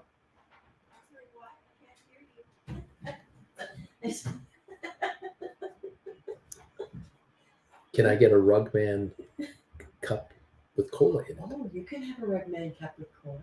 Did you want a short one or tall? You surprise us. Oh, all right. Oh, these surprises just keep coming. Oh, we're going to have fun until Daddy takes the T-Bird away. There you go, Credit Savage. Good morning, my fellow simpletons and Uncle Bruce. Hey, folks, don't let Rugman deceive you and you going on thinking he dons cheap rugs. Lauro Pina himself handmade them during the 30s Great Depression. Does the Fed talk today? What time? Good morning, Jen from John Anderson. Wing Commander, thanks, Uncle Bruce. I got to get back to my students. Could we all call on the power of neat to summon the Rugman? He's needed for the sake of us all. Alberto, the Credit Savage. Alex Deuce, that'll fix it. Nick, bar at 10 a.m. Eastern Time. 2 more speakers tomorrow. 2 more Thursday. Home sales Friday. Good morning from Moonman Moo. Moonman Moo. Deuce Caboose. Nick, gracias. Nick S. Let's see. CPI was good. Now PPI. What's next? Wing Commander. Something I mentioned on the Discord is the decreasing volume on the S&P 500. This often indicates exhaustion of a rally and could bring the Rugman out. Deuce Caboose. In other words, could it be historical PE multiples will now be much higher as a result of more cash in circulation? No, there will not be more cash in circulation. There will be less cash in circulation. And no. Then Mr. Premium with the option. Nick S., what are you shorting today? Alberto, Uncle, where can I find an anti-gen? Where can I get one of these? Larry, Ketchup, Bagel. Ooh, yeah. Deuce Caboose, more money chasing the same stock. Nick, Uncle Bruce, please eat a vegan breakfast. Avoid fatty and sugary stuff, please. Richard, neat, JR. Yes, please. We need you around for quite a while longer. Well, thank you guys. Appreciate that. We're up 314 on the Dow, 59 on S&P, 237 on NASDAQ. That's where we are at the moment.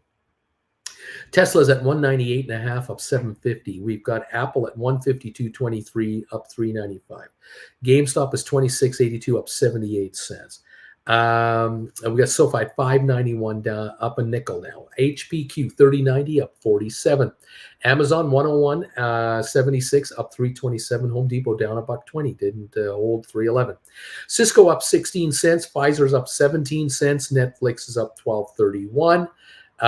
We've got IBM up 126. Microsoft up 344.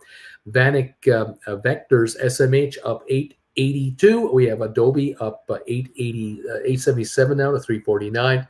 Goldman is up 550. Google is up 236. Boeing up 168. Moderna up 583. Meta up $3. ME is up 9 cents. Rocket Lab is up 23 today. Matterport up 15. HIP is up 2.8 cents at 65 cents. Smart Rent up 3.5 to 291. Spire is up 4 cents. It looks like at 143 or so. And Cyxtera up 14 cents to 247 at the moment. Costco holding a $17 gain, $526 a share, trading at 40 times earnings. 40 times earnings. I don't know why, but it is. Walmart is up $9.78, holding this gain. It's trading at 29.6 times earnings, and their earnings have been lowered. This PE multiple is going higher because their earnings coming in are lower, and they're going to be lower than last year. So you're looking at a PE multiple based on the last 4 quarters of earnings. The fourth quarter coming up will be lower than last year. The first quarter in 2023 will be lower than 2022, and so on.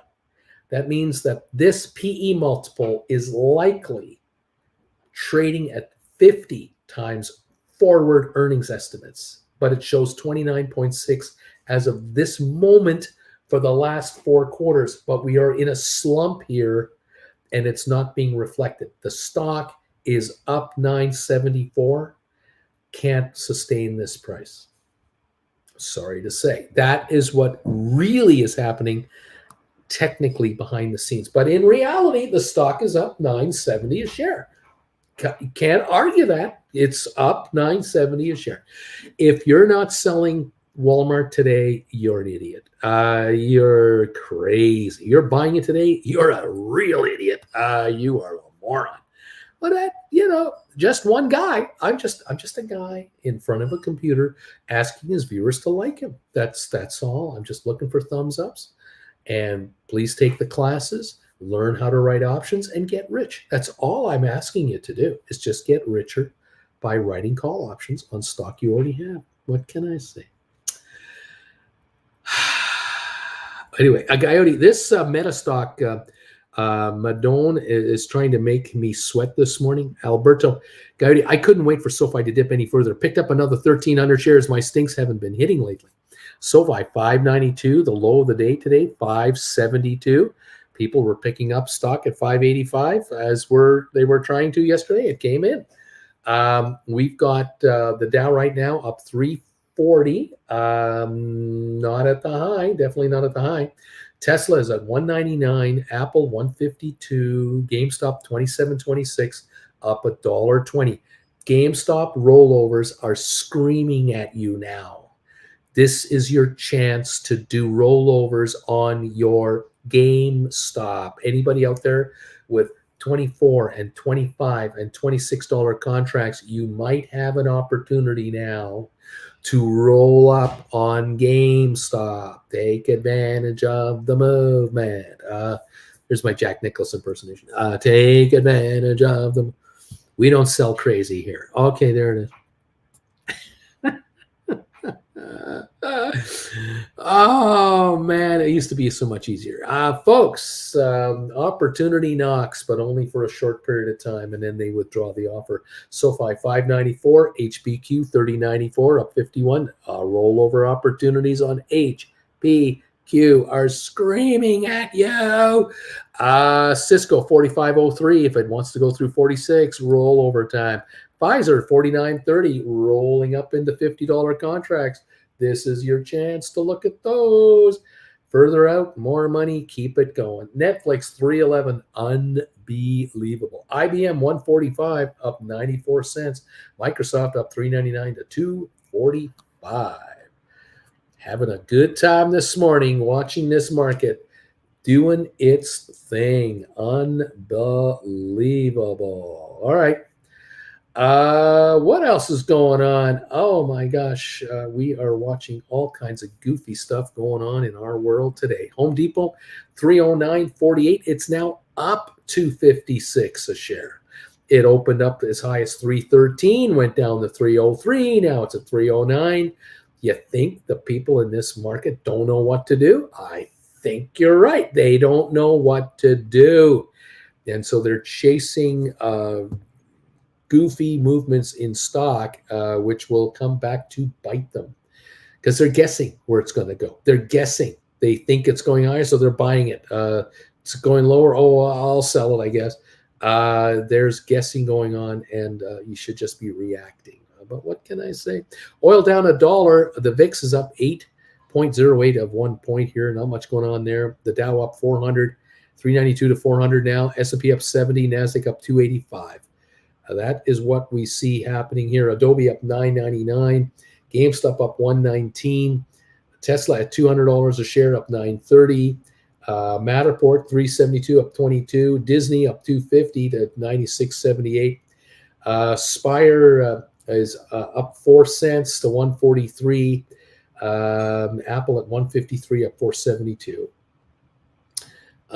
Watching a lot of goofy stuff going on. What can I say? It's goofy out there. Walmart up $10, 148.48 right now, and that is about the high of the day. We're at 148.75. We're about the high of the day on Walmart, trading at almost 30 times PE multiple in a higher interest rate environment. You gotta be kidding me, but it is. Oh, look at this, Jen. Thank you so much. Oh my. Oh, look at what we have here. Check this out, folks. Oh, Jen, show this off to people. Here we go. There we go. We got the caffeine-free Coke in cans. Unbelievable. Unbelievable. And now look what just arrived in the mail Yoink! in a coffee cup. I might have got carried away with the ordering this time. Thank I don't know. you, Jen. Rugman coffee cup. Yoink, yoink, yoink. Go, Rugman. Go, Rugman. That's right. Thanks, Auntie Jen. That's right. Let's ride, baby. Let's ride. Oh, yes. We got ourselves some, we got some scrambled eggs and ham. Toasted bagel. Giddy on up, kids. Welcome to the party. Oh, yeah.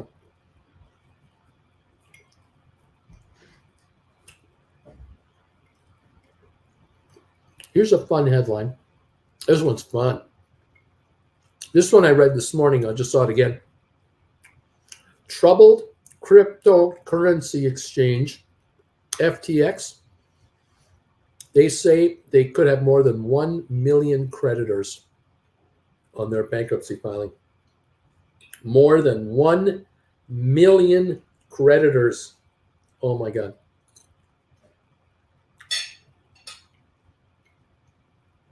These folks are in a world of hurt. This is going to take 6 months to a year to figure out. The fees, the legal fees, and the auditing fees to wind this thing up will eat up most of the money.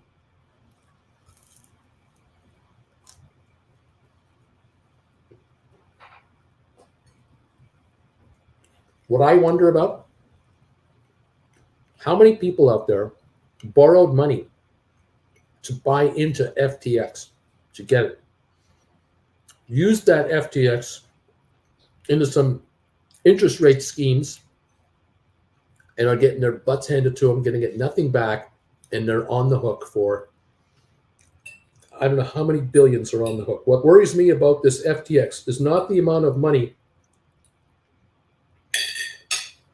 that FTX represents. What bothers me is the amount of leveraged money that was leveraged on FTX.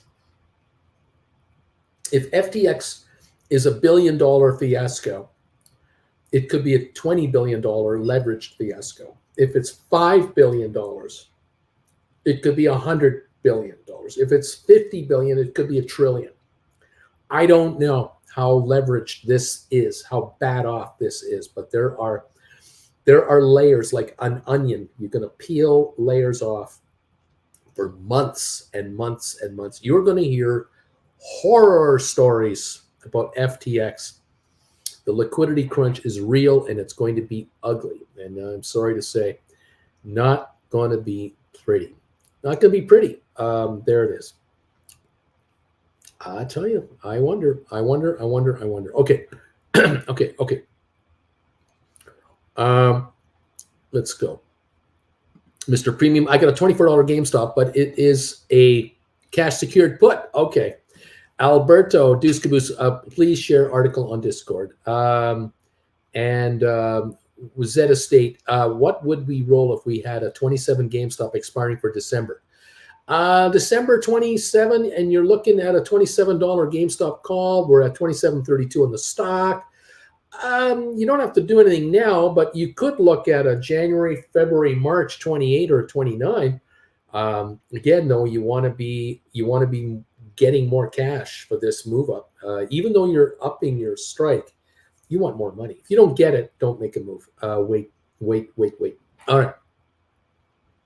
What else we got? I remember when SoFi was $20 and some analyst came out with a $6 target. That guy was right on. Let's see. What else is going on here? Meta has gained 20% in just a couple of days. Of course, it's dropped 60% in several months. What else is going on here? Constantine, Uncle Bruce, I sold my December 25s at 485. No, you bought them back. You bought back your December 25s at 485, and you rolled into Feb 27.5 for 540. Now you're talking. This is what I want to see right there. That is a beautiful move. You moved up 250 in strike. That's 250 a contract more to you, and 540 in dollars from 485. Added more cash into your account. Lovely, lovely, lovely. The stock's 27.29. Your calls are out of the money. They are worthless. Those 540s have only got time value. And now let's see if the stock wants to cough up $3 or $4 in the next few weeks. They want to go to $22. You're sitting at 27.50s. They're not going to be 540 at $22 a share. They're going to be like 225. You're going to make some money here. Susan shops about SoFi, wondering if I'm going out to roll my 6 May 2023's 90-cent calls. Buyback cost 125 to January 2024 750s for 131 premium. Is that a good move? Is going out so far to January 20 a good move? What are your thoughts? Well, you're moving up about 6 cents in money, so not so much there, but a 150 bump in exercise, that's a big deal. That is a 25% increase in strike price, because that's what 150 is on a $6 call, 25% more. I like that move. I don't have a problem with it. The stock's at 598. If you're ahead of the game, you can pull that off. Nothing wrong with it. I don't have a problem with it. The stock goes down to $5. Let's just say, if it did, these calls, these $1.31 call, they'll go down to about 90 cents, 95. You're not going to get rich on the drop off, but in reality, the shares now have to go to 750 in order for those calls of yours to be at the money. Right now, you're nowhere. I mean, you got $6 share, $6 contracts at the money now, roughly, but you need a 150 gain to be at the money with those 7.5s, and I like that play.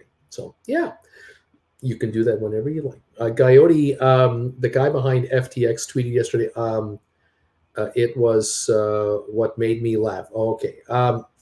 Credit Savage of Wall Street. Uncle Bruce, I sold some GameStop January 23.25 covered calls, and I received $5.25 for them a few weeks ago. On this pop, smart to roll those to March 27th and get a 50-cent credit. Nothing wrong with that move either. Nothing wrong with that move. Moving up in strike is what it's about, just like our friend a few minutes ago. Okay. Okay, what else is going on here? Can GameStop hit 27.50 today? And thank God I have nothing to do with the FTX. Only Bitpanda and Kraken, it seems to be safe. Or whatever, Spare. I can't comment on those things. I don't know anything about them. Credit Savage. Susan, that's too far out to go so close. I like receiving close to $1 premium to go to January 24, and SoFi staying above the $10 strike. SoFi will move violently if it goes. Okay. Zed says thank you. Coyote, thank you. Uncle Bruce, Coyote. Deuce. Come on, Coyote, keep the faith. We are bursting through 6 today. Lame Duck, 191 thumbs up, Bruce. We're going for 200 here. I like seeing my GameStop leaps in the green. Right up, rock and roll, kids. We now have 192 thumbs ups. Thank you guys for being so tenacious with the thumbs up meter coming through for me every day. I do appreciate it. We have a legitimate shot at 200 thumbs ups. Right on, 194 now. 6 left to get.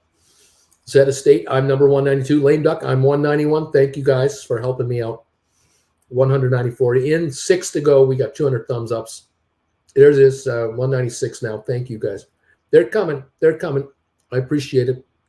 The Dow's up 273. Another slip here on the Dow, it looks to me. We've got S&P up 60 and NASDAQ up 275. So we're seeing a little bit of selling coming in here. See what's going on here.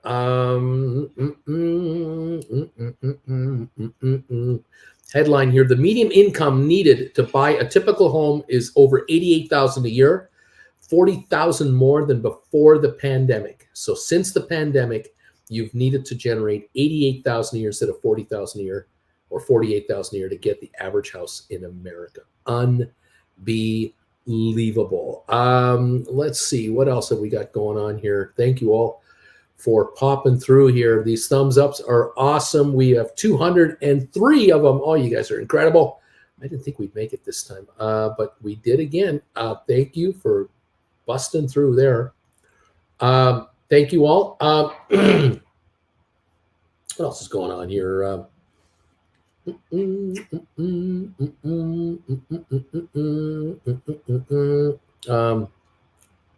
What else is going on? Thank you. Yeah, Moon Shadow. Thank you for number 200. Fabulous. All right, gotta have another nibble here of my eggs. Got my ham and eggs scrambled up. Toasted bagel. Oh yeah. Headline: Oil futures lowest level in 3 weeks. Not everything is going up, is it?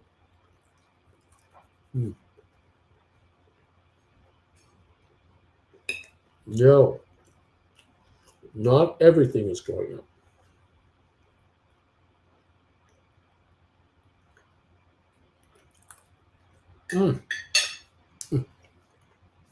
Love it. Dow up 260, roughly 265. Tesla back under 200, 198. GameStop 2706. GameStop high of the day, 2757 or 2709 right now. We've given up some ground here. Those of you writing these calls, hopefully you can pull off the high sell.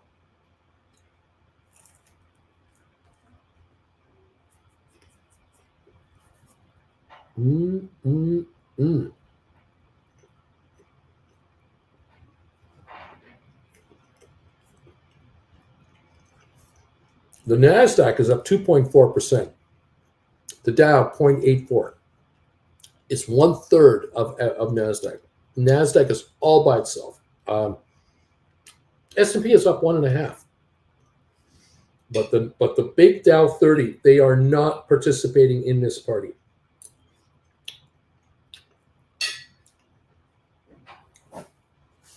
They're not playing the same game as the other indexes. Interesting.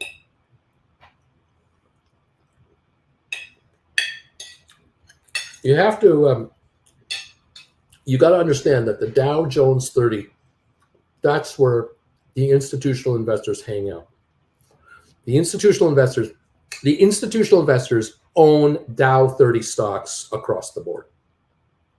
They're the largest cap companies, highest liquidity, good dividend payers, the backbone of the U.S. economy. And so that's where smart money is. Big money, pension money, hedge fund money, mutual fund money, conservative money is in the Dow. So when the Dow doesn't participate in a 2.5 percentage point uptick in the high flying NASDAQ side of the coin, that you gotta watch for that. You gotta keep an eye on it.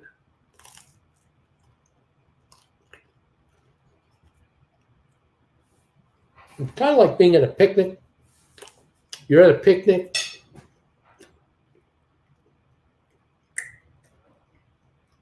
You see a family over there having a great old time. You got the grandmas and the grandpas sitting in lawn chairs under the shady tree, talking to each other. And over there, you see the young folks running up and down the field in the bright sunshine, getting sunburned, getting dehydrated, running their butts off and having a great old time. These folks crash in about an hour. And grandma and grandpa are still sitting under the tree and enjoying a leisurely drink and having a lovely chat with each other. That's kind of what we're watching here. The Dow are the grandparents and the NASDAQ 100 are the kids running around like crazy. And the kids do not necessarily know what the hell they're doing. And that is the reality of this market. From time to time, the kids don't know what they're doing. Okay. Deuce caboose. I got to run, got to pay the bills. SoFi to 7. Let's go, baby. Oh, man. Thank you all. Thank you all for being around here. We're up 280 on the Dow right now, 269 gain on NASDAQ.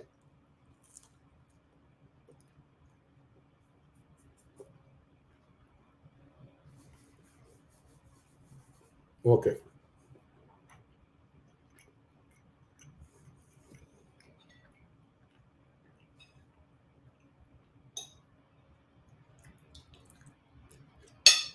Oh, yeah.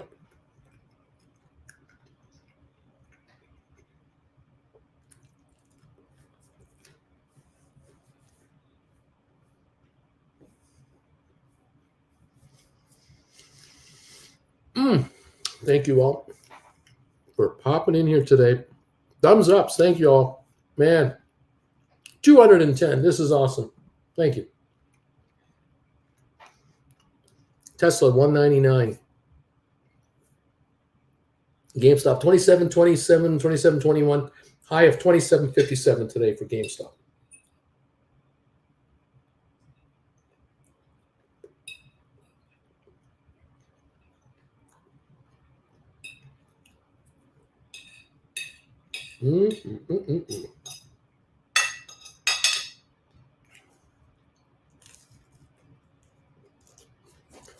Okay.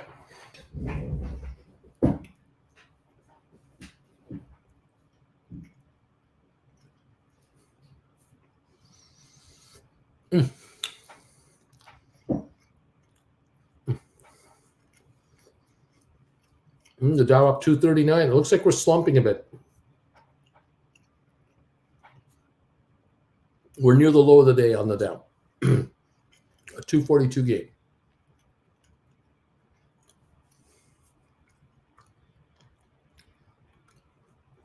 Started with a real run, down, up again, down, and now lower and lower and lower. About 50 minutes in, and not quite 1 hour into this market. Our old friend Rugman might be showing up. Tesla, 198. Down a buck, another buck. GameStop, 27.38, up 133. SoFi, 598, holding a 12-cent gain. Right on SoFi.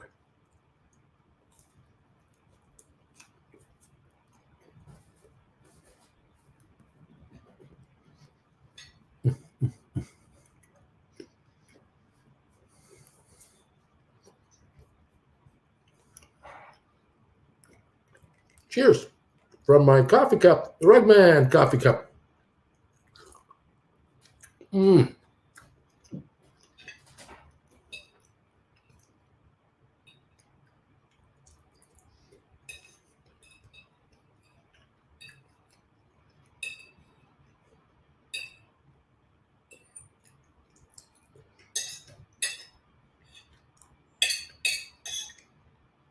Try to finish up this breakfast as quick as I can. Be right back with you. Thank you all.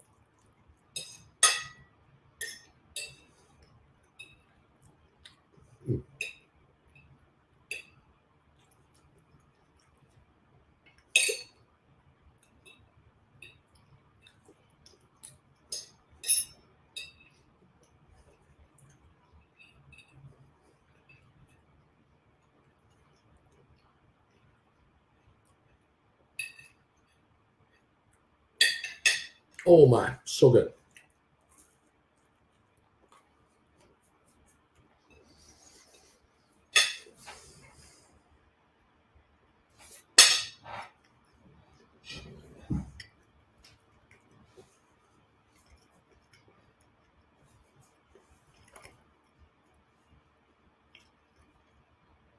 GameStop, 27.48. Okay.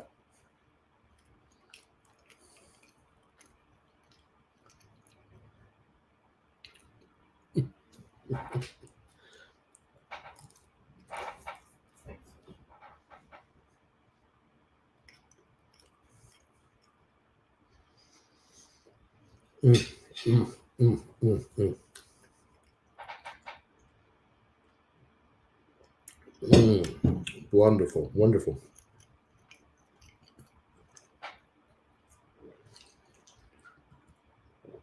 $27.48 on GameStop. Trying to hit a new high of $27.57 here. $27.50 right now. GameStop coming up just a bit more. Those of you trying to pull off rollovers, way to go. Move up those strikes. Take advantage of this move up. Bring more cash into your account. Raise your strike levels. Absolutely. Not a bad move at all. Not a bad move to make. The higher the strikes, the sooner you're sitting on out of the money calls. Simple as that. Simple as that. Thank you all for patiently waiting me out as we get through breakfast. Thank you.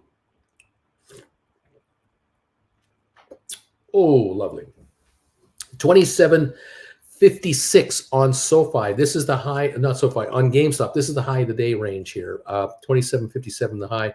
We're right at it now. 27.59, new high of the day for GameStop shares. 27.59 is the high trade of the day at the moment on GameStop. All right.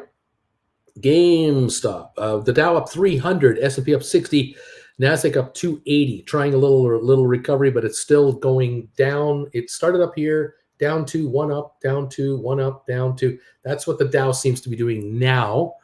GameStop has been going 2 up, 1 back, 2 up, 1 back, 2 up. We're at 27.56, 27.57 at the moment, right at around the high of the day so far. GameStop volume today is 1.1 million. And that is 275,000 shares pre-split. This is a nothing burger. We have no volume on GameStop. There is no corporate push. There's no wave of buying. It's just moving up with this market. Sellers are backing off going, well, if I can get more for it, I'll take more for it.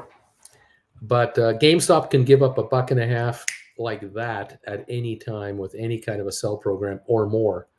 Because if you only have 275,000 up volume today, this is no good. This is the first hour.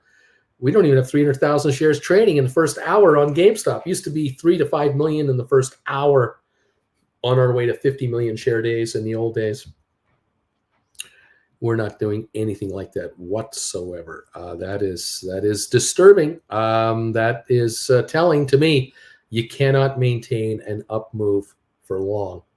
It just every single time it falters. Every single time the mathematics works against it, and that's why you don't fear the upside. You just don't. 318 gain on the Dow Jones, 27.51 on GameStop. Tesla holding at 199.76. Apple 153.15 up 487. 606 on SoFi, up 20 cents. Good to see that. HPQ 3106 up 64 cents. Again, opportunities to roll into higher priced HPQs would be the way to do it. Let's go. Miraculous. I wrote on the dip last week. I'm way behind on a GameStop 25 for February. I sold it at 410. Am I stuck here? Well, if you got exercised, you end up with 29.10, and the stock is 27.49. So no, you're not stuck at all. It's not like the stock's $33 and you got a $25 call. On the other hand, you can play the game. Where if you wanted to, if the stock is, $27.50 to $28, it wants to keep running here. If, could you buy back your 25 and write a 26 or a 27 further out in time? You could. You could also play another game, and that is write a $25 call for March, April, or May. I mean, just another 25, but for more money. So bring in more cash for the same call you just wrote. But at the moment, you don't really need to do anything at this time. We're up $1.40 a share today. Whoop-de-doo. I mean, it's $1.40. But if you can write a 26 and get $1 premium and more money, I'd look at that for our March or April. If you can get a 27 off, 27.50 written for equal money or more a month or 2 or 3 forward, I'd look at it. If it's there, it's there. But if it's not there, don't move. Don't even flinch, because you have a call that is a book value of $2.50, and there's a $1.60 time premium on it right now that will evaporate out. So stick around. I mean, yeah, you got 410 for it, and it's only worth 246 right now. So, all right. What else we got? So Kareem, so when there's an upside in the market, the game changes to doing rollovers as the stock continues to rise. Yes, but it has to work for your account. It's not something you're forcing yourself to do. You want to bring in more cash. You want to raise your level, your strike level. The stock is saying, hey, I want to trade up here. You're going to say, okay, I'll change the rules of my slot machine. I'll close this slot machine that I created last week, and I'll create this slot machine for now because the stock is here now. That's how you're going to play. Yeah. Have you dined sufficiently, Uncle Bruce? DQ. Ooh, my Rugman mug out for delivery. Let's see. Rugman, save us. Nick, Mr. Premium of the option. Going forward, I wouldn't be disclosing my trades. Seems this board is being watched by hedgies. So every time I take a position in the stock, it probably goes against my trades. That is a conspiracy theorist right there. Yeah, all the hedge funds watch what we do because we're such a powerful station. It's incredible how huge this channel is. This YouTube following is legendary. I'm teasing. How about December 23, 30 strike sold for $2.95? Nothing wrong with that. You can hold it. You don't have to do anything. Just sit back and relax. 27.38 on the stock right now. Splair, suddenly my order is the highest ask on the call that I want to write on GameStop. Fantastic. If you're comfortable with that, great. If you're not comfortable, raise your offer and back off. You could always do that. Z Estate filled at $2.95 for a December 23rd 30. Splair, you are writing on GameStop. Congrats. DQ, Nick is long Tesla hedgies. Mr. Premium of the option, just say that you're buying calls. Didn't work. Okay, Splair, yeah, I'm trying to roll into 1 month longer for $1 more at least on one of my two calls. Coyote, we kind of need to share our trades. Otherwise, what's the point of us trading and discussing? Kent, I rolled 5 of my GameStops from 26 to 27s further out. I took in $55 for each contract, but it keeps going up, stupid GameStop. Kent, don't worry. Your stock value is increasing. Exactly. Your bottom line value is going up. All those deep in the money calls you guys have, all the shares you have, they're more valuable. You're richer in your account and you're rolling up your strikes. You guys are getting richer. You don't realize it. You have to buy into both sides of this market. You got to allow your stock to go up and you got to move up with your option premiums and your strike prices. You will be rewarded. You're being rewarded now, believe it or not. You're actually being rewarded. Okay. Kareem, boom, exactly, says Alberto. Make sure the values make sense. Beat the last strike and premium. Kent, oops, 155 more a contract, but still stop going up. Would you mind? Nick, okay, I'll post trades related to calls only. Coyote, all dozens of us U.S. writers. Cindy, HPQ does not have great rollover choices at the moment. Brian, Coyote, I only write 2 contracts, laugh out loud, big money. Splair, we don't have to be a lot of people, but a lot of cash is already enough. Kareem, thanks there. Alberto, Coyote, I'll keep rolling until they get sick of me and buy me out, and it'll be for a lot more than they wish. Nick Demorier, across the wire, Disney World, increasing ticket prices. Yep, they're doing it again. Kareem, laugh out loud, hedge funds listening to us here, laughing out loud. Yeah, I don't think so. Who knows? The Dow's up 332 right now. We're up 65 on S&P, 283 on NASDAQ. So we got gains there. Tesla's at 199.72, just under the 200 mark again. Apple's 152.95, up 467. GameStop 27.45, high of the day 27.59 for a brief moment. That was a little while ago. 27.62 actually, and that was about 10-15 minutes ago. We're now 27.45, so we've given up some ground, 17 odd cents from that high level. 27.45, 27.40. Yeah, okay. SoFi 606 up 20. HPQ $31 up 57 cents. And Amazon up 284 to 101. The Amazon has topped out at 103.79, and now we're at 101.42 on Amazon. Checking again the markets, the Dow up 363, S&P is up 65, and NASDAQ is ahead by 285. All three are higher. The Amazon shares reached 103.79, are now at 101.44, approaching the low of the day on Amazon, interestingly. That's something to watch for. Home Depot at 311, 492 gain at the moment. The high of the day, 313. That was first thing this morning. Then we went right down to 303, and now we're back to 311 on HD. Home Depot, it's trying to figure out what to do. Cisco, $45 a share, up 25 centinos. Pfizer, $49.40, up 16 cents. Netflix, $309.92, up 10.65. IBM up 62 cents to 144.82. Microsoft, like I said, or like I haven't said, 245 up 361. Vanek up 985 to 228. Amazing. Adobe up 849 to 348.86.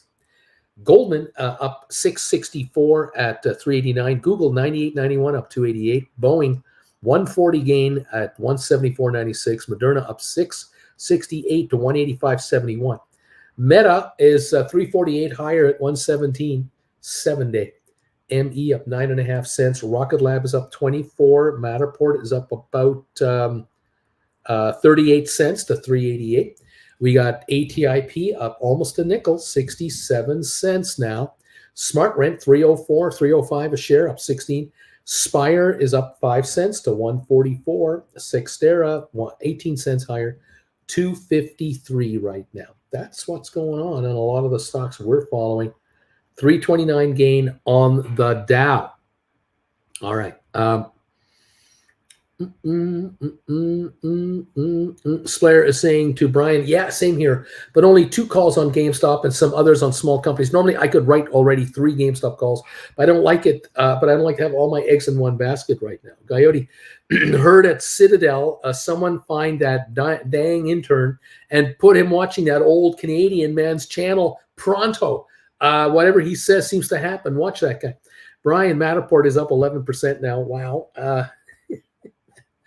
Kent up huge on the longs on my GameStop Poor Man cover calls. I get it. It works. Yeah. Oh, yeah. Kent knows. Kent knows. I bought deep in the money calls. They're rising more than the calls I'm writing against it. And I can roll my calls to higher strikes. And my Poor Man cover calls keep going up and up and up. I'm getting richer and richer and richer. We thank you very much, market. Karim, Uncle Bruce, didn't some viewers try to say you were paid by hedge funds or something, or a shill or whatever? So ridiculous. Yeah, I'm still waiting for the first check. I never got paid by any of these guys. Apparently, I was a huge shill at one point. No one paid. I mean, I'm a fan of Rugman. I don't know what to make of it. It's goofy. Yoink! There you go. All right. 301 gain on the Dow Jones now. 301 gain as we are backing up yet again. 199 on Tesla. We're at 152 on Apple, up 450. GameStop 47.48.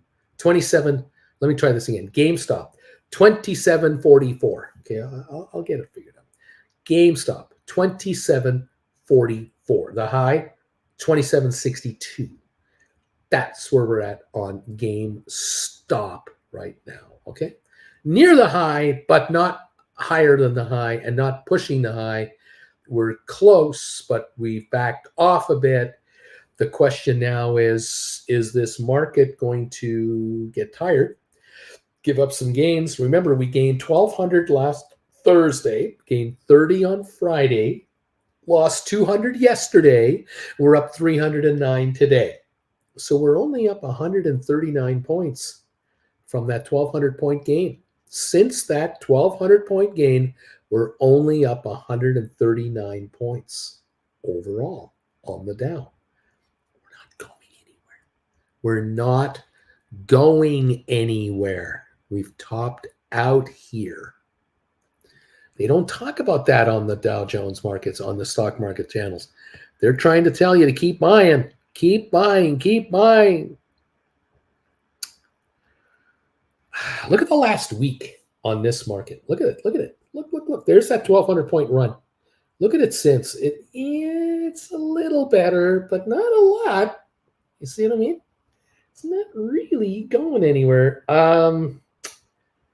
Yeah. The last year, a downtrend, still a downtrend.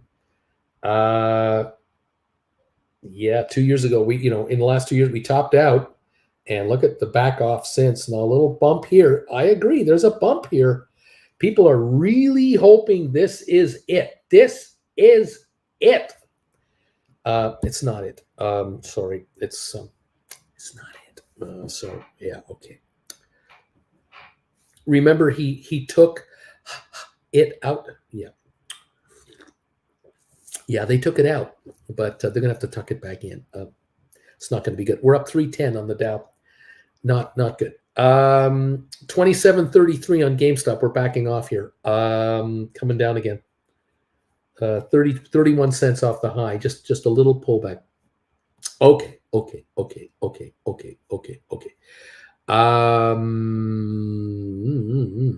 Yeah. Your first check's in the mail. Hold your breath, Bruce. Nick, I just rolled over 20 GameStop. No, I just rolled over 20 January 23, 26, 25 calls to 19 of May, 23 $30 calls, and I got a 52-cent credit. So you moved up $375 a contract, $375 times 23 contracts. That's what, 11, 12 grand.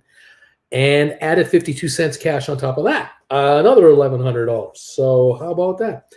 Uncle Bruce, DH, just bought back my 11/18/25 GameStop for $240 and sold a $27 call for the 9th of December for $340. So I just took in another dollar, went forward not even a month, and went up $2 in strike. Perfect and perfect. A huge win. That's beautiful. Bobby, hedge fund saying this guy got 200 likes. We better watch him. He's got 200 plus likes. We better watch everything he does. Mr. Premium, MTTR stinker just hit. April 4.5 got 60 cents for it. Interesting. Credit Savage of Wall Street, they say keep buying, Bruce, just keep buying. The Credit Savage, I keep writing. Exactly. Nick, not 23, but 110 contracts, Bruce. I moved up with 110 contracts. So by adding, where are we here, my buddy? What did he say this to me? Where is that message? Nick, where are you? Okay. So what he did was he had January the 20th, 2023, $26.25 contracts is what he had. And he went into May the 19th, 2023 with a $30 contract instead. So he added $3.75 or $375 times 110 contracts. That's $41,000 higher lift on strike. And he added 52 cents, $52 a contract in cash, which in this case is $5,700 more in cash, something like that. That's a nice move up there, buddy. That's a nice move up. I like that move. I like that. John Gill, I just rolled two $25 strike calls from December to January, 27.50s, and I got 20 cents more. I moved up $250 in strike, and I got 20 cents more. Booyah. There you go. How about that? All right. What is good stuff? Splair, thank you. Thank you, Splair TV. Appreciate that. A little PayPal donation on money is being made. You gotta love this. You gotta love it. It's good. I want to turn Splair into a millionaire. He's going to be unbearable, but it's going to be great. He's going to travel the world. He's going to pop in and see me unannounced. He's just going to knock on the door and say, "How you doing? I was in town. Thought I'd say hi. What do you think of the Benz out there? Pretty cool, huh?" Love Splair. Splair, you're going to do very well. You're going to do very well. Keep it going, buddy. Keep her going. I love this. 342 gain on the Dow, 362 gain on the Dow. Computer buy program is kicked in. 199 on Tesla, 2753 right now on GameStop. And I love the fact that you guys are pulling off rollovers left, right, and center. You are pulling off rollovers for more cash and much higher strikes. I love this a lot. Any pullback on GameStop instantly puts all your calls out of the money. It's just going to be miraculous. It's going to be thrilling to watch these calls plummet in value as they go completely out of the money and more. It's going to be great. Splair got it now at 650 premium. I changed from 25 Jan 20 call into a 25 February call. Okay, gotcha. Okay. Right on. Right. Okay. Yeah, that's good. It's all good. I love it. I love it. Way to go, man. Way to go. We're down 81 cents on oil. We're up 350 on the Dow at the moment. 1% gain.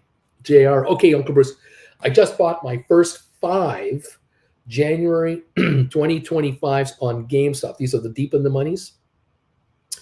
5 strike for $22.49, waiting for some stinkers to hit on December 16, 28.75 strike contracts. Oh, okay, gotcha. So you bought the 5s, which are worth $22.50. You bought them for book. Fabulous. That's fabulous. And now you're looking to write 28. Okay, rock and roll. Yeah, all right. Splair, and that's the plan. Or you can visit me and then save hotel costs while I watch you from the next room. Say, we'll just catch up with each other all over the world in our private jets. Me as the guru, the soothsayer, and you as the investor. And away we go. It works out. It's working out. We've already met at one of the fanciest train stations in the world in Amsterdam. They can only go up from there. JR, my stinkers just hit a 305. Giddy up, JR, giddy up. Took them out.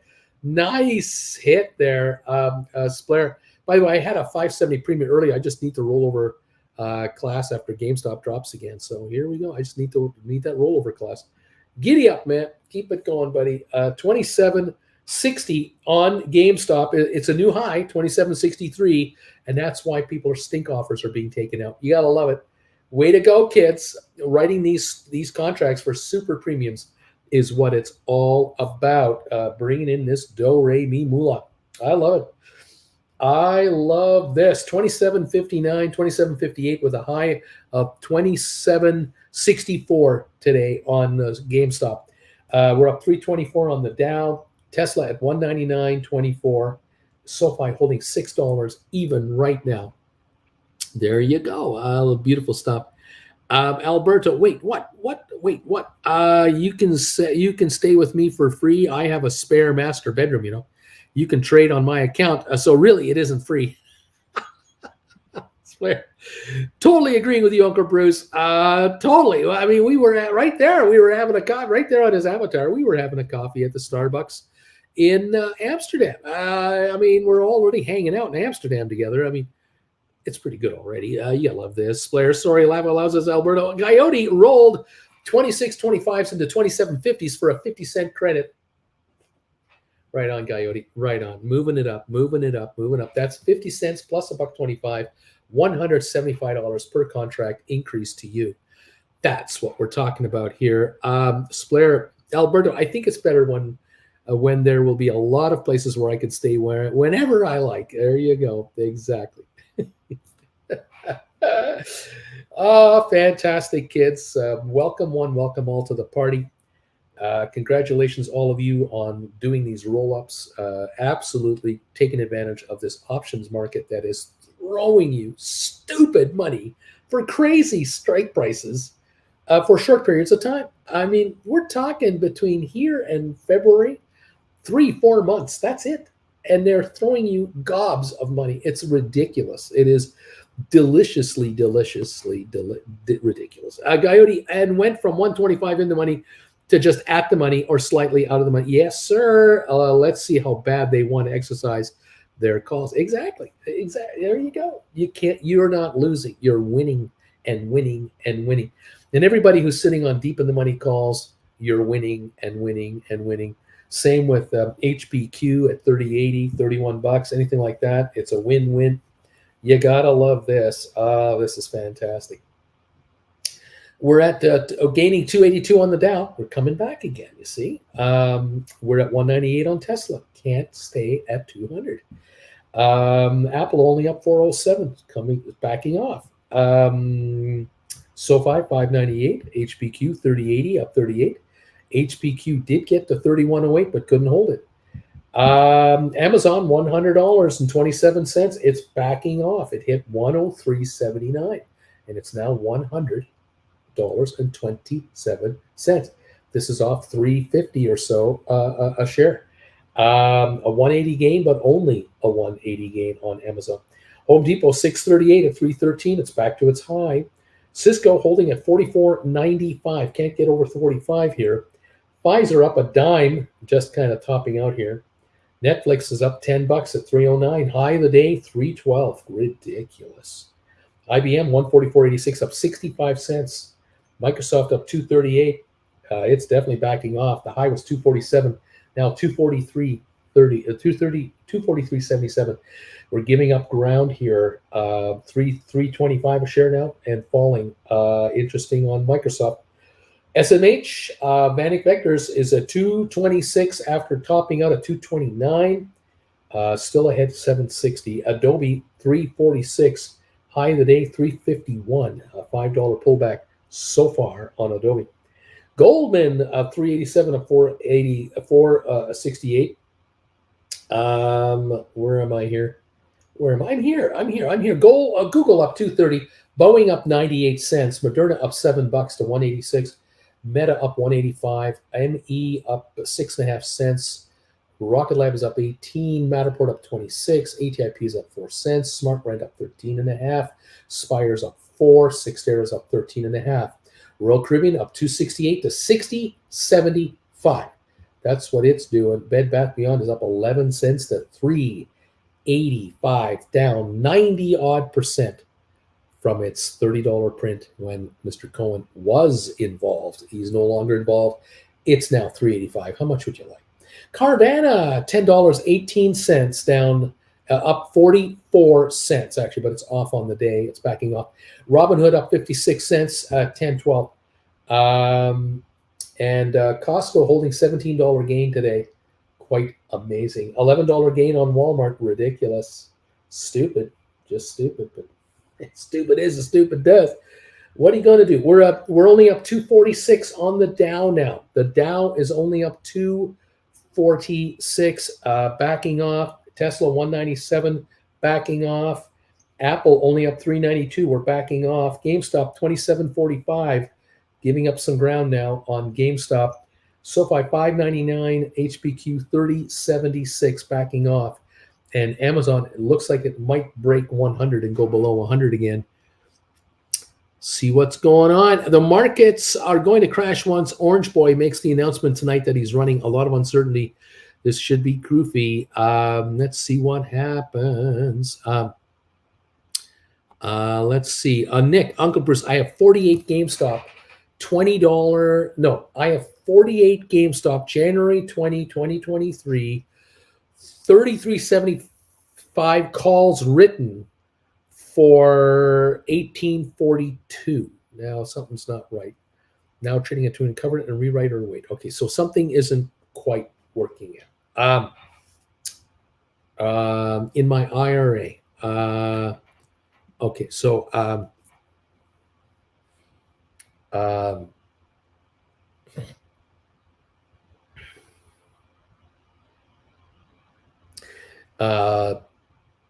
okay, so you wrote, I don't get it, because how did you get an $18 premium for a $33 call? That equals a $52 stock. How long ago did you write this? I am confused, Nick. And is there something in that number, in those numbers, that I'm missing? I love it. I love what I see there. If that's it, is that the whole picture? But something there isn't clicking in my brain. What am I missing, buddy? Where are we out? Is there something not clicking here? What's happening here? in your IRA. Right on. Let's go, Rugman. He's been too shy for too long. If I could sell GameStop 2750s for April, I could bring in 110. Is that worth my while, or am I just trying too hard to be out of the money right now? Well, 2758 on the stock. You can bring in another 110 a contract and go up there. I mean, you can do this if you want, or you can wait. If the stock gives you more of a move up, you might go to 28s. I don't know. You're not in any. There's no urgency here, but there's nothing wrong with this move. Nothing. Higher strike, more money in your pocket. All you're giving up is some time. You can buy this call back anytime you want, as you know. So I like it. Okay, buyers are running out of steam. TikTok, the rug man cometh. We're up 287 on the Dow right now. Let's see. He must have written those when he was way up there. This trade was done a long time ago. Right on. Well, I love the idea of you buying these back for very little money. And I love the idea of you rewriting new calls for a bunch more money. I like this a lot, Nick. If you're able to now write, 2750s for February, March, bring in a nice fat premium, which is way more than what these will cost you to buy back. I love it. I love it a lot. You're even writing shorter in calls, because you're buying back 2023 January's, and you're going to write maybe, well, actually, no, you're not. You're going to write further out calls. I apologize.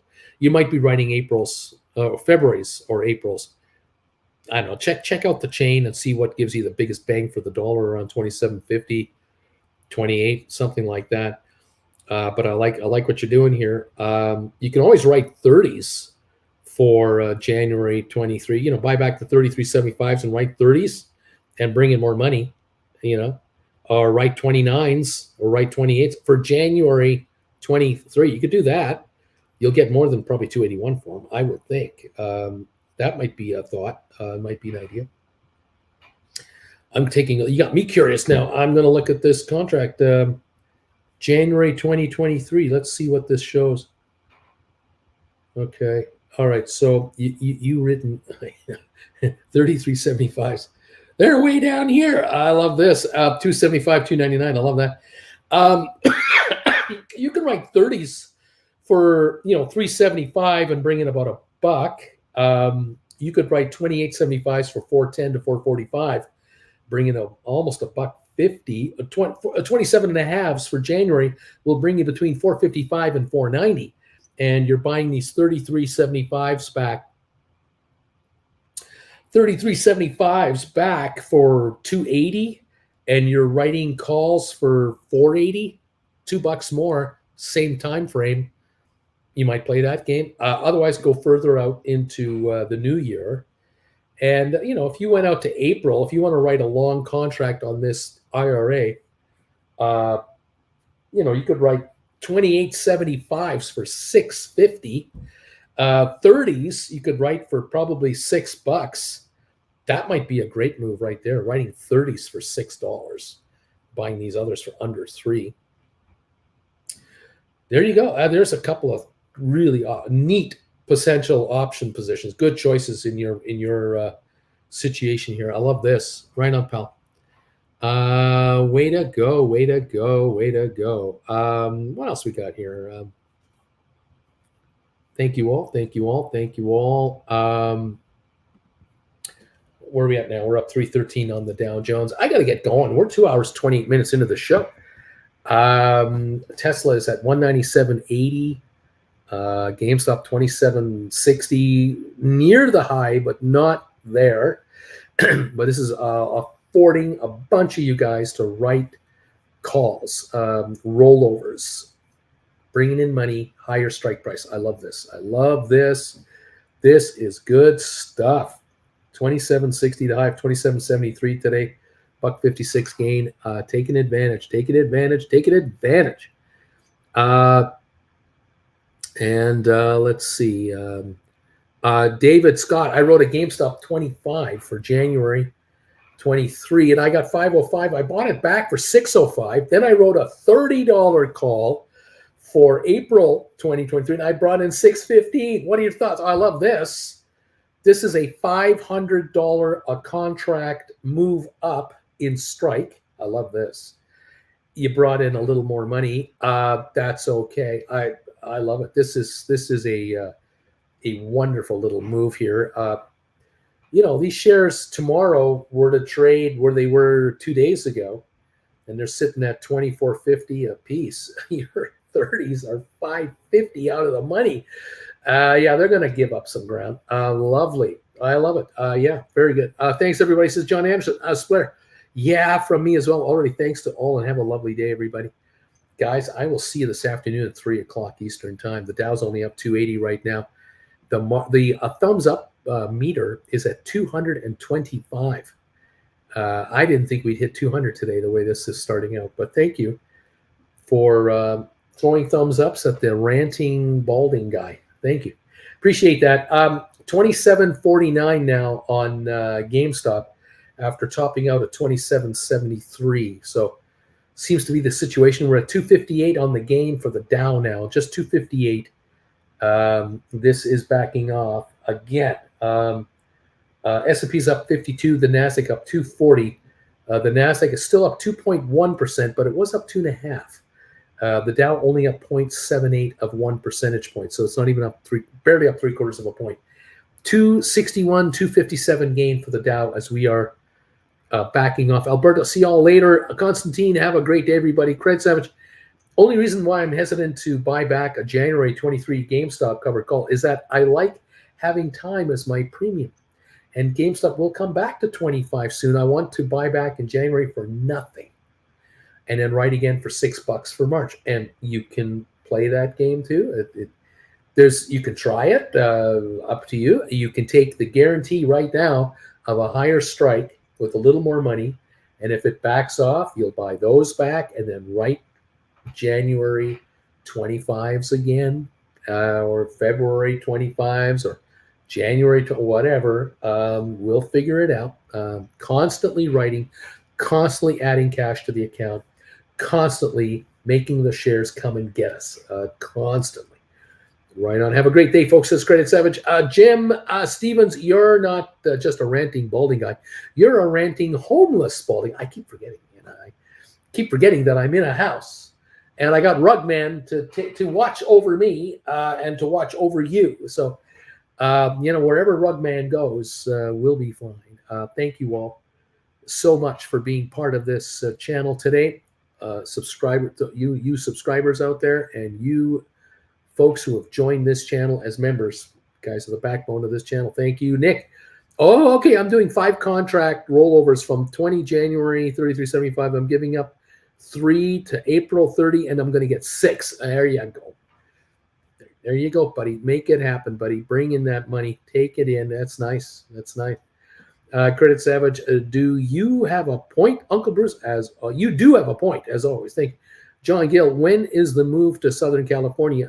Early December. We'll keep you posted. It's coming up. Nick, I had to break in small quantities. I do not have enough, as always. I got it. Just there you go. It's all good, Nick. It's all good, buddy. Way to go, pal. All righty, there it is. Fun times. Yeehaw. We're having a good time today. 209 is the gain now in the Dow. We're backing off here. The Dow, I think, is at the low of the day. Yep, we're at the low of the day right now on the Dow Jones. Only up 210, 211. We're backing up this thing. Rugman is coming in and kicking some butt here, lifting the cape a little bit here. 197 on Tesla, 152 on Apple, and dropping GameStop 27.25, dropping now. SoFi 596 up a dime, and HPQ 3063 up 20 cents. So backing up there too. All right. Fun. Boy, I've been busier today than one arm paper hanger, says Bama Babe. JR, Uncle Bruce, are you planning a meet and greet in California once AJ is doing better? We hope so. No plans yet, but we'll keep you posted. It's in our thoughts. Yes, in our thoughts. And all right, I got to go to the pharmacy 1 hour before they close. Enjoy the day, y'all. Splair, you take care, Paul. Keep her going, buddy. We'll see you all this afternoon at 3 o'clock Eastern for the final hour of trading as we shut this day down. And we'll review how it went and where we're at and where we're headed for tomorrow. Because viewers on this channel like making money, and that's what we're all about here. Getting you guys into cash. Cash, more cash, baby. Let's get going. Thanks, everybody. I would love to meet you. You bet. We had a great one last year. Looking forward to another one this year, at least one more. We'll keep you posted on the meet and greets, definitely in our plans. Okay, guys. See you this afternoon at 3 o'clock Eastern time. Keep smiling. Keep trading. Keep writing. I'll talk to you soon. Bye for now.